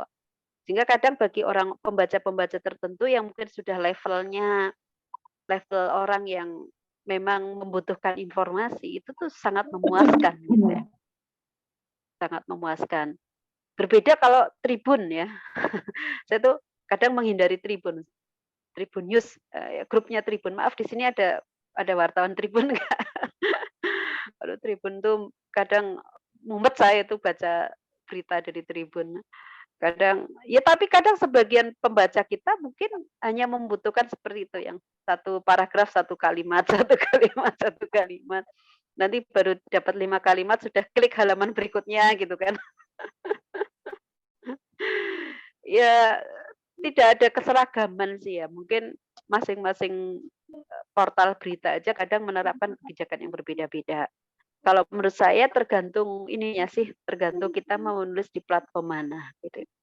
Kalau di blog pribadi, kalau saya ya suka-suka saya dong ya. Kadang saya nulis panjang gitu ya di blog. Kadang saya nerjang aturan-aturan gitu ya. Wah, ini artikel, ini essay, ini apa, terserah. Yang penting saya menulis dan saya pembaca suka gitu. Kalau kalau di blog saya gitu ya, suka-suka saya gitu ya. Tapi kalau misalkan kita menulis artikel di Tirto gitu ya, kita lihat di Tirto tuh kayak apa konteksnya. Kemudian di Detik kita menulis seperti apa. Itu disesuaikan kalau menurut saya. Jadi intinya kaidah itu ya sebenarnya hampir sama, namanya artikel, cerpen, novel itu sama. Cuma kadang kita perlu penyesuaian-penyesuaian dengan ruang gitu ya, dengan kondisi pembaca dan seterusnya. Mungkin begitu sih Pak. Bahkan di tulisan-tulisan yang cetak sendiri kan juga sebenarnya kadang ada kaidah yang agak berbeda ya. Misalkan kita mengenal cerpen koran. Ya, cerpen koran ya. Dulu di kalangan para cerpenis itu ada istilah cerpen koran dan cerpen non koran gitu. Cerpen koran tuh kadang ruangnya pendek, sehingga kadang kita nulis itu juga dibatasin gitu ya. Biasanya kalau kita nulis cerpen gitu kan dari pemerintah kota kita bisa sampai 12 atau cara halaman nasional gitu ya. pemerintah Itu kadang membuat untuk membentuk itu sebuah membuat komunitas kadang advokasi kita yang tuh di dalam yang kemudian membentuk sebuah komunitas literasi yang kemudian Ini agak terdistraksi Bu. Ini dari siapa ya yang speakernya masih aktif? Mau dimatikan dulu nggih? Kita mendengarkan penjelasan dari narasumber nggih. Oke. Ada yang mau ditambahkan lagi? mungkin bisa Mbak? dibantu oleh ini apa, oleh hostnya ya untuk mematikan, Oh memute. iya, iya Mbak. Siap. Ya mungkin begitu Pak. Ya, sampun jelas Pak Kusturi. Speakernya belum diaktifkan Pak. Oh, gitu. Ya kayaknya ini enaknya harus dapat bimbingan langsung dari Mbak Afifah. Oh iya. Kapan-kapan Cirebon bisa ngundang Mbak Afifah ya, Mbak Yeni. Siap. Saya Iya. suka ke Cirebon Pak, karena saya senang Oh. ini, suka main ke Istana Kasepuhan itu loh, untuk Oh iya. riset-riset. Nggih. Terima kasih Bu. Iya, sama-sama Pak Kasturi. Monggo yang lainnya. Atau ini Mbak, saya sebenarnya ada ini. Kadang-kadang kan kita juga hampir sama dengan pembukaannya buku Brilliant Writer ya. Saya juga kadang-kadang dipertanyakan gitu ya. Dulu ketika kami berdua sempat menerbitkan sebuah novel, terus saya juga ini sudah menulis di blog gitu ya. Kadang-kadang dipertanyakan, kok bisa bukan berlatar belakang ilmu sastra atau mungkin ilmu perpustakaan atau mungkin ilmu bahasa Indonesia, kok bisa menulis? Kadang-kadang kan kita juga diragukan gitu oleh para pembaca begitu ya, karena tidak ada latar belakang keilmuan kepenulisan gitu, Mbak. Itu gimana Mbak cara menjawabnya yang enak gitu ya, Mbak ya? Bahkan kadang di sastra sendiri juga belum jaminan kok orang sastra itu bisa menulis. Gitu ya Mbak ya? Karena titik tekan dari jurusan sastra di Indonesia itu kan lebih ke apresiasi.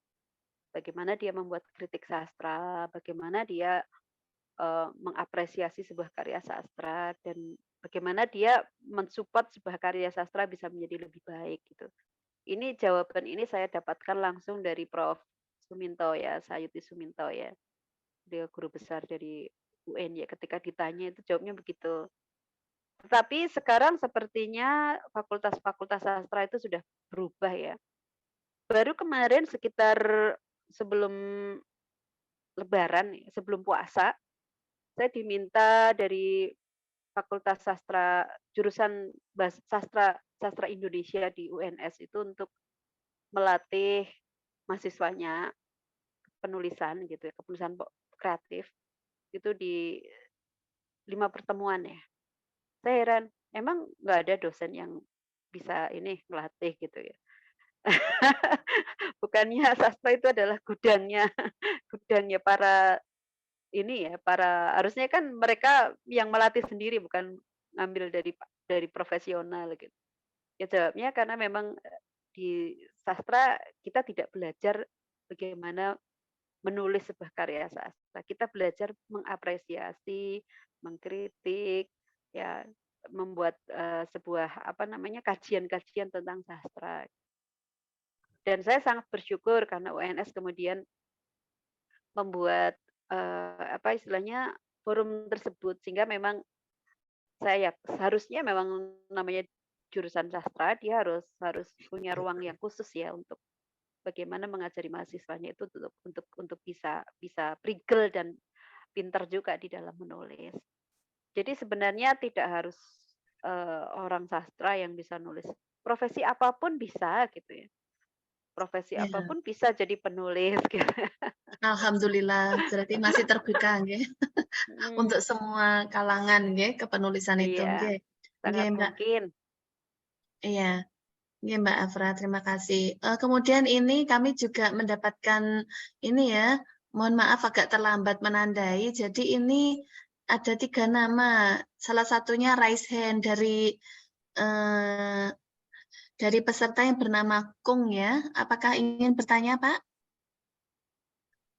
Karena ada raise hand dari apa namanya? Room Zoom jenengan.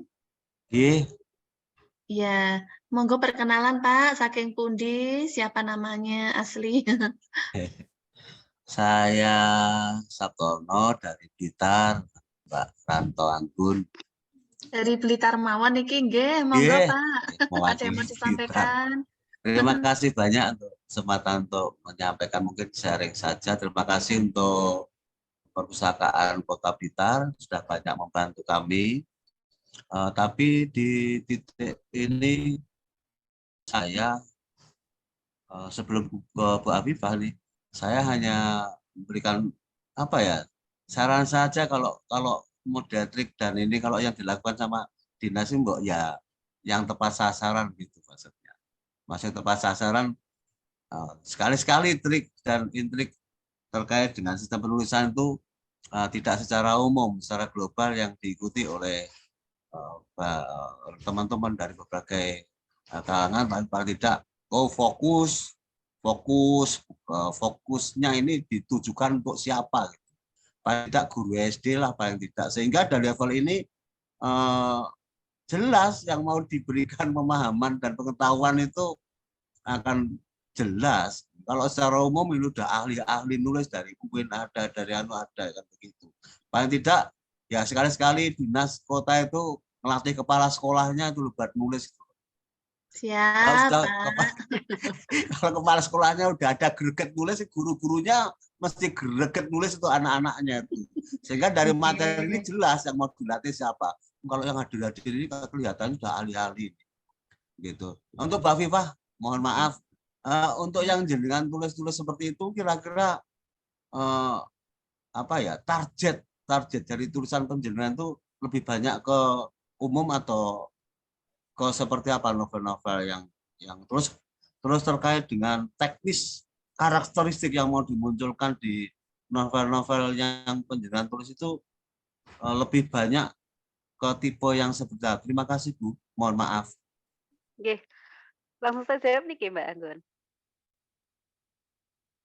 Mana Mbak?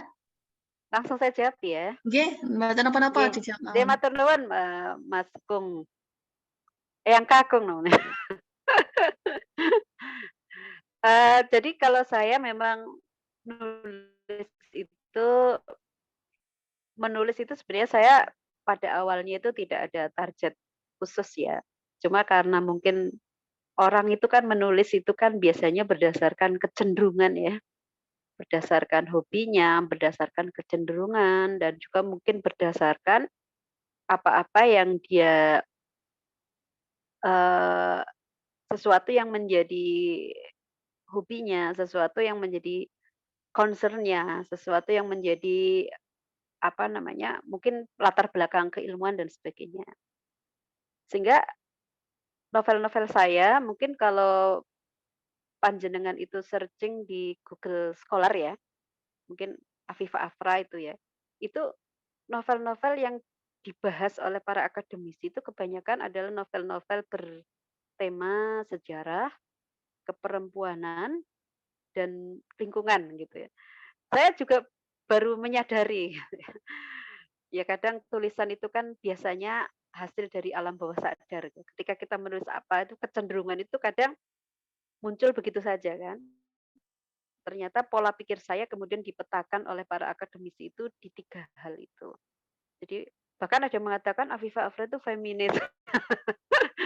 Karena mungkin di dalam tulisan saya banyak membela kaum perempuan dan mengangkat apa ya, memberikan support kepada perempuan untuk berkembang gitu ya. Padahal saya tidak merasa saya feminis gitu ya. Tapi kajian-kajian feminis yang membahas novel saya itu banyak sekali gitu. Nanti bisa dicek di Google Cendekia itu ya. Banyak sekali yang khususnya novel Meihua, novel Nun gitu ya. Novel bahkan di tetralogi The Winds itu kan juga saya memberikan porsi yang lebih terhadap para perempuan gitu ya. Bagaimana perempuan itu bisa menjadi lebih berdaya, bagaimana perempuan itu bisa lebih kuat di dalam menghadapi problematika hidupnya. Jadi akhirnya lama-lama saya terpetakan untuk menulis di sana gitu ya. Ada semacam ikon-ikon mungkin buku Afifa Afra itu ya kalau nggak bicara tentang perempuan, mungkin bicara soal lingkungan gitu kan. Saya juga pemprotes lingkungan. Mungkin novel-novel saya itu banyak menceritakan tentang keseimbangan lingkungan, bagaimana kita tidak mengeksploitasi alam dengan berlebihan gitu ya. Jadi arahannya jadinya ke sana ya. Dan itu awalnya tidak saya sadari gitu. Tapi memang kalau di dalam teori psikologis itu kan sebagian pola dan tingkah laku kita kan muncul dari alam bawah sadar gitu. Dan alam bawah sadar itu bukan mengeliminasi kesadaran ya, tapi alam bawah sadar itu sesuatu yang muncul secara spontan karena itu sudah sangat lekat gitu dengan diri kita. Dengan apa yang saya baca, apa yang saya asup gitu ya, apa yang saya dapatkan dari sumber-sumber di sekitar kita itu akan memicu pola yang kadang tidak kita sadari ya.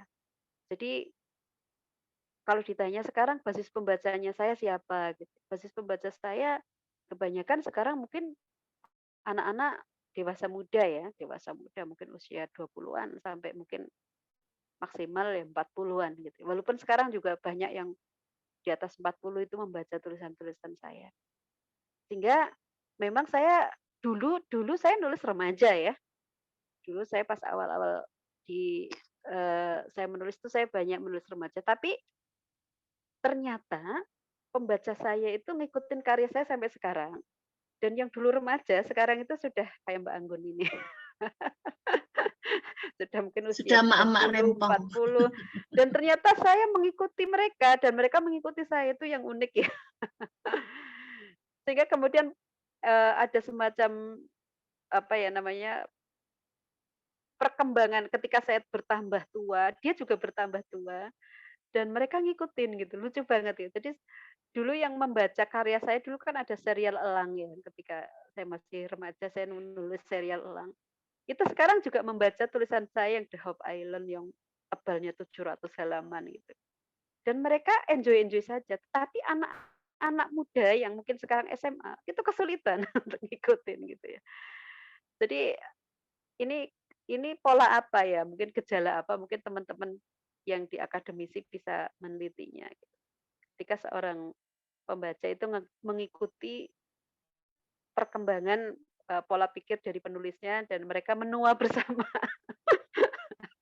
Menua bersama. Jadi pembaca dan penulis itu melewati masa muda bersama, mengalami remaja bersama, dewasa bersama, kemudian menua bersama-sama. Ini sebuah gejala atau fenomena apa mungkin bisa ini teman-teman yang akademisi di sini menuliskan dalam bentuk riset barangkali. Begitu Mas Pak Kung. Oke, terima kasih.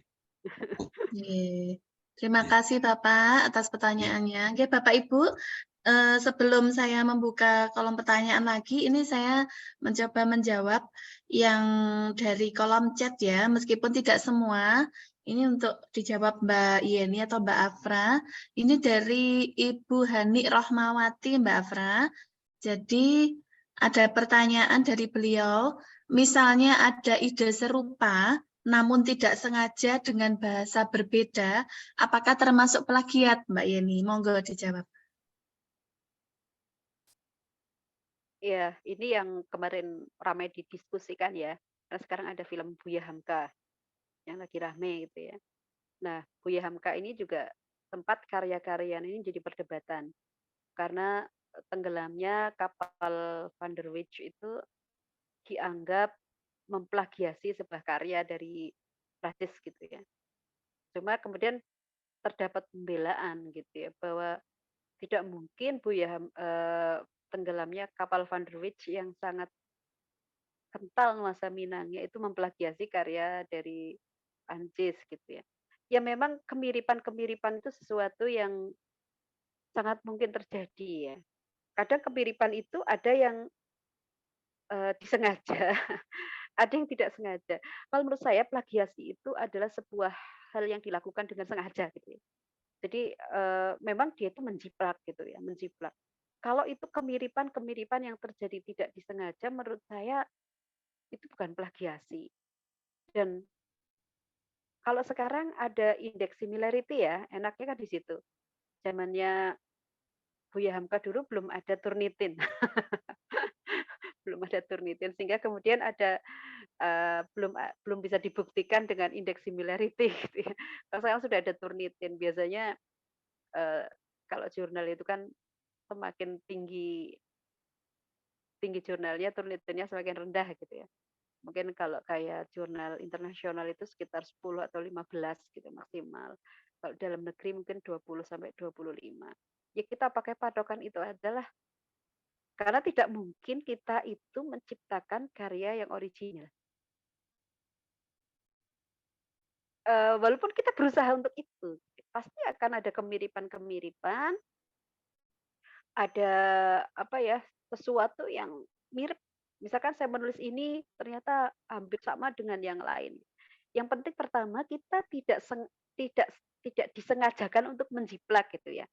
Jadi di dalam plagiasi itu menurut saya niat itu sangat penting.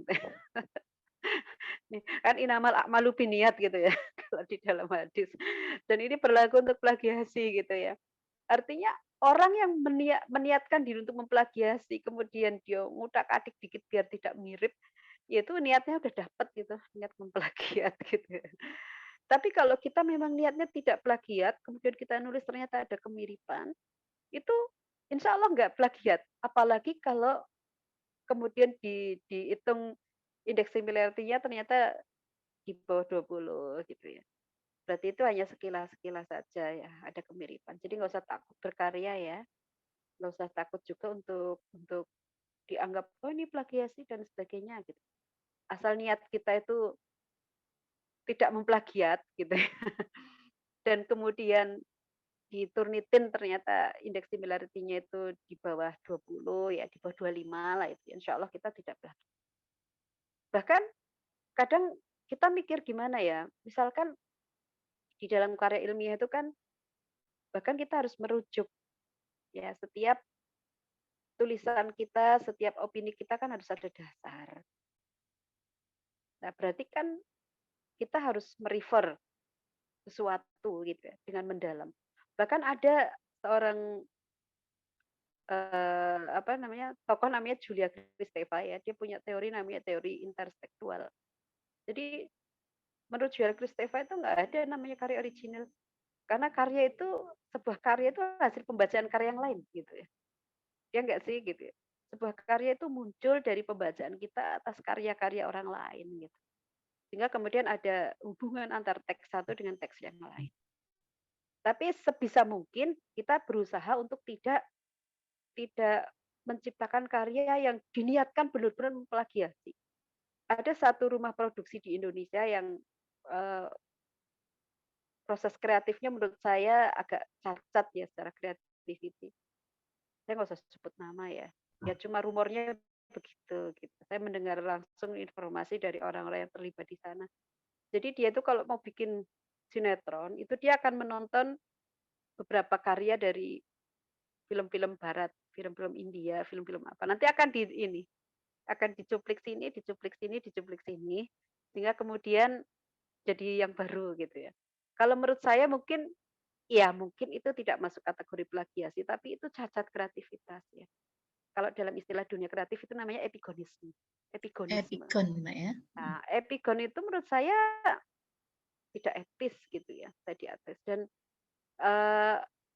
walaupun secara hukum tidak bisa dihukum plagiasi. Misalkan sekarang ada brand yang terkenal apa ya, kalau HP Samsung gitu ya. Terus mungkin Mbak Anggi bikin HP Samsung. Hampir mirip Kan namanya. nggak salah ya. Nggih. Tapi kok yo piye gitu Iya. loh. Tidak etis. Dan dunia seni, dunia art, dunia literasi menurut saya adalah dunia yang menjunjung tinggi nilai-nilai etika gitu ya. Jadi misalkan kita bikin judulnya apa, bikin HP namanya Samsung itu kan ya menurut saya enggak etis. Mungkin gitu sih, Mbak. Siap, Mbak Yeni, terima kasih atas jawabannya. Semoga menjawab nggih, Bu Hani Rohmawati. Terus ini sudah jam 9.33 tapi saya ada satu pertanyaan lagi dan masih dari kolom chat dari Mbak Dika Wulansari, tapi ini kayaknya untuk kami Mbak Afra, untuk Dinperpusip Kota Blitar. Saya mewakili saja nggih menjawab. Pertanyaan dari Bu Dika Wulansari ini adalah apakah ada keinginan untuk mengumpulkan pegiat literasi lalu membangun komunitas gitu nggih? Kemudian secara offline membuat sebuah aplikasi atau platform sehat berupa gambar dan sinopsis yang beretika yang menyediakan editor untuk men-sharing setiap tulisan yang hendak diterbitkan. Dalam hal ini, pegiat menulis komunitas tersebut bisa memonetize-nya, gitu ya. Secara offline, mendirikan penerbitan indie untuk membantu pelegalan karya. Masya Allah ya ini ya, idenya luar biasa. Mungkin bisa dibantu oleh Forum Lingkar Pena melalui Bu Afifah Afra. Apakah Perpus Blitar ada keinginan tersebut, gitu nggih? Ya, secara ringkas saya jawab nggih karena dalam tupoksi pekerjaan kami pun juga ada nggih tentang tulis-menulis, kemudian kegiatan-kegiatan kepenulisan. Jadi meskipun belum semegah pertanyaan ini, tetapi ada ikhtiar dari Dinperpusip Kota Blitar, gitu nggih, untuk memang tidak secara resmi nggih dibentuk komunitas dari Dinas Perpustakaan dan Kearsipan belum ya, belum. Memang ada satu komunitas literasi yang kami bentuk, tetapi masih sebatas grup WA saja ya, yaitu komunitas yang berpayung dari Perpustakaan Nasional, Gerakan Pemasyarakatan Minat Baca. Cuma ini belum disahkan atau dikukuhkan oleh Bapak Wali Kota Blitar, belum masuk ke Kesbang juga. Masih terbatas grup WA karena kami masih terganjal legal formalnya karena kita belum memiliki perda perpustakaan. Jadi ya masih vakum, tetapi kami aktif berinteraksi melalui dunia maya di grup WA tersebut. Selain itu juga kami juga membina pengelola perpustakaan sekolah SD, SMP, MTS, MI sekota Blitar melalui grup perpustakaan Kota Blitar. Kemudian untuk tatap mukanya secara berkala meskipun tidak rutin, itu kami mengadakan beberapa event kepenulisan atau mungkin event bedah buku juga pernah, kemudian workshop itu rutin sebagai sarana pengembangan lokal konten yang kami laksanakan ya untuk melaksanakan visi misi Bapak Wali Kota dan Wakil Wali Kota Blitar dalam bidang pendidikan ya, terutama dalam pembudayaan gemar membaca untuk masyarakat.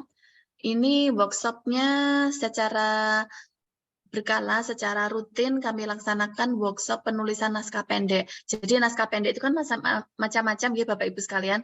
Ada naskah pendek berupa feature, artikel, begitu nggih. dan sebagainya itu sasarannya bisa umum, juga pernah juga untuk pelajar SMP MTS Kota Blitar, gitu nggih Bapak Ibu. Kemudian untuk platform layanan digitalnya kami juga mempunyai layanan online yang ada bisa diakses di website pemerintah Kota Blitar. Domainnya adalah Dinperpusip Kota Blitar .blitarkota.go.id. Di situ ada layanan yang nanti tersambung kepada saluran WhatsApp kami, admin dari layanan perpustakaan umum Kota Blitar. Di situ Bapak Ibu bisa layanan pinjam, kemudian layanan antar juga ada. Jadi ini inovasi dari Bapak Kepala Dinperpusip Kota Blitar berupa layanan peta, layanan pesan antar.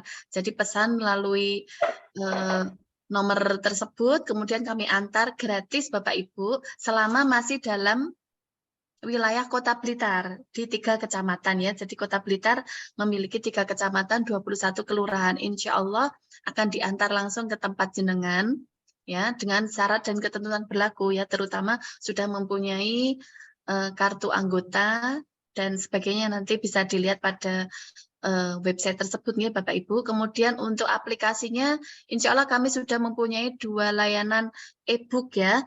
Yang pertama penyedianya bekerja sama dengan Kubuku melalui perpustakaan Kota Blitar ya. Kemudian yang satunya e-library, kita sudah mempunyai e-library juga yang bekerja sama dengan penerbit Gramedia. Kemudian ya Bapak Ibu sekalian. Itu mungkin jawaban kami, dan ini sudah waktunya menunjuk pada pukul 9.38 menit. Mohon maaf, ini tidak bisa menjawab atau mengapresiasi Bapak Ibu semua. Namun karena keterbatasan waktu, nggih, karena juga kami dari Dinperpusip maupun Ibu narasumber juga masih mempunyai aktivitas yang harus dilaksanakan, Bapak Ibu juga nggih, karena ini hari kerja efektif. Jadi sebelum kami menutup, kami mengucapkan terima kasih nggih atas partisipasi Bapak Ibu sekalian. Nanti kolom chat itu bisa dilihat link-link yang terkait dengan presensi maupun materi yang bisa diakses. Kalau Bapak Ibu kesulitan scroll, bisa menghubungi kembali narahubung yang sudah tercantum dalam flyer ya Bapak Ibu. Nanti narahubung yang akan mengarahkan Bapak Ibu sekalian untuk mengunduh sertifikat ataupun materi tersebut. Kemudian ini juga sebagai promosi singkat bahwa ini masih seri 1 ya Bapak Ibu sekalian untuk workshop Zoom meeting ya, workshop kepenulisan Zoom meeting. Masih ada 3 seri lagi yang insya Allah akan mendatangkan narasumber-narasumber yang kompeten. Bapak Ibu nanti silakan jangan lupa ditunggu ya, jangan lupa selalu update dari informasi kami dari Dinperpusip Kota Blitar. Kemudian saran dan masukan yang ada di kolom chat kami terima kasih, kritik sarannya juga yang tadi disampaikan secara langsung di room Zoom kami juga terima kasih, akan menjadi bahan evaluasi kami selaku lembaga yang menggerakkan literasi di Kota Blitar dari pemerintah Kota Blitar. Kemudian terima kasih juga untuk Ibu narasumber Mbak Yeni Mulati atau Mbak Afifah Afra, semoga selalu sukses dalam berkarya dan mendapatkan inspirasi-inspirasi yang hebat dalam memajukan literasi di Indonesia. Okay? Bapak Ibu sekalian, sukses untuk kita semua. Sebelumnya ini mau ada sesi foto bersama ya Bapak Ibu. Minta tolong semuanya bersiap-siap di depan kamera, nggih. Ini untuk apa? Lembar pertanggungjawaban kami, Pak. Harap maklum nggih, lembaga pemerintahan. Jadi Sama Bu, sama. oh iya, ya. Iya. Jadi sudah mengerti toh. Oh, paham betul. Oke. Ini dipimpin oleh Mas Hos atau saya? Oh, Mas Hos nggih. Nggih, dipimpin oleh Mas Hos langsung nggih. Siap, siap, siap. Nggih. Izin Bapak Ibu. Silakan Pak. Oke. Nih. On kamera nggih. Nggih.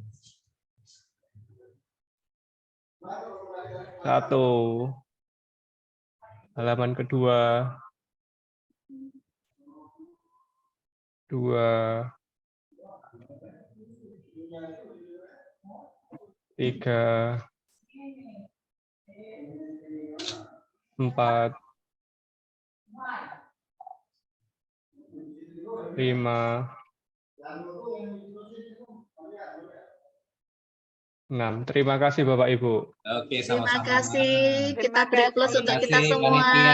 Alhamdulillahirabbil alamin. Terima kasih Bapak Ibu Terima. sekalian. Sukses, Ge. Sami-sami. Ini kami tutup room Zoom-nya. Wabillahi taufiq wal hidayah. Wassalamualaikum warahmatullahi wabarakatuh. Waalaikumsalam Waalaikumsalam. warahmatullahi wabarakatuh. Izin live ya. Makasih, Bu. Izin live nggih. Ye. Matur suwun Ibu Anggun. Nggih, sami-sami Pak, Ibu. Terima kasih juga Ibu Afifah. Assalamualaikum, izin live group Zoom.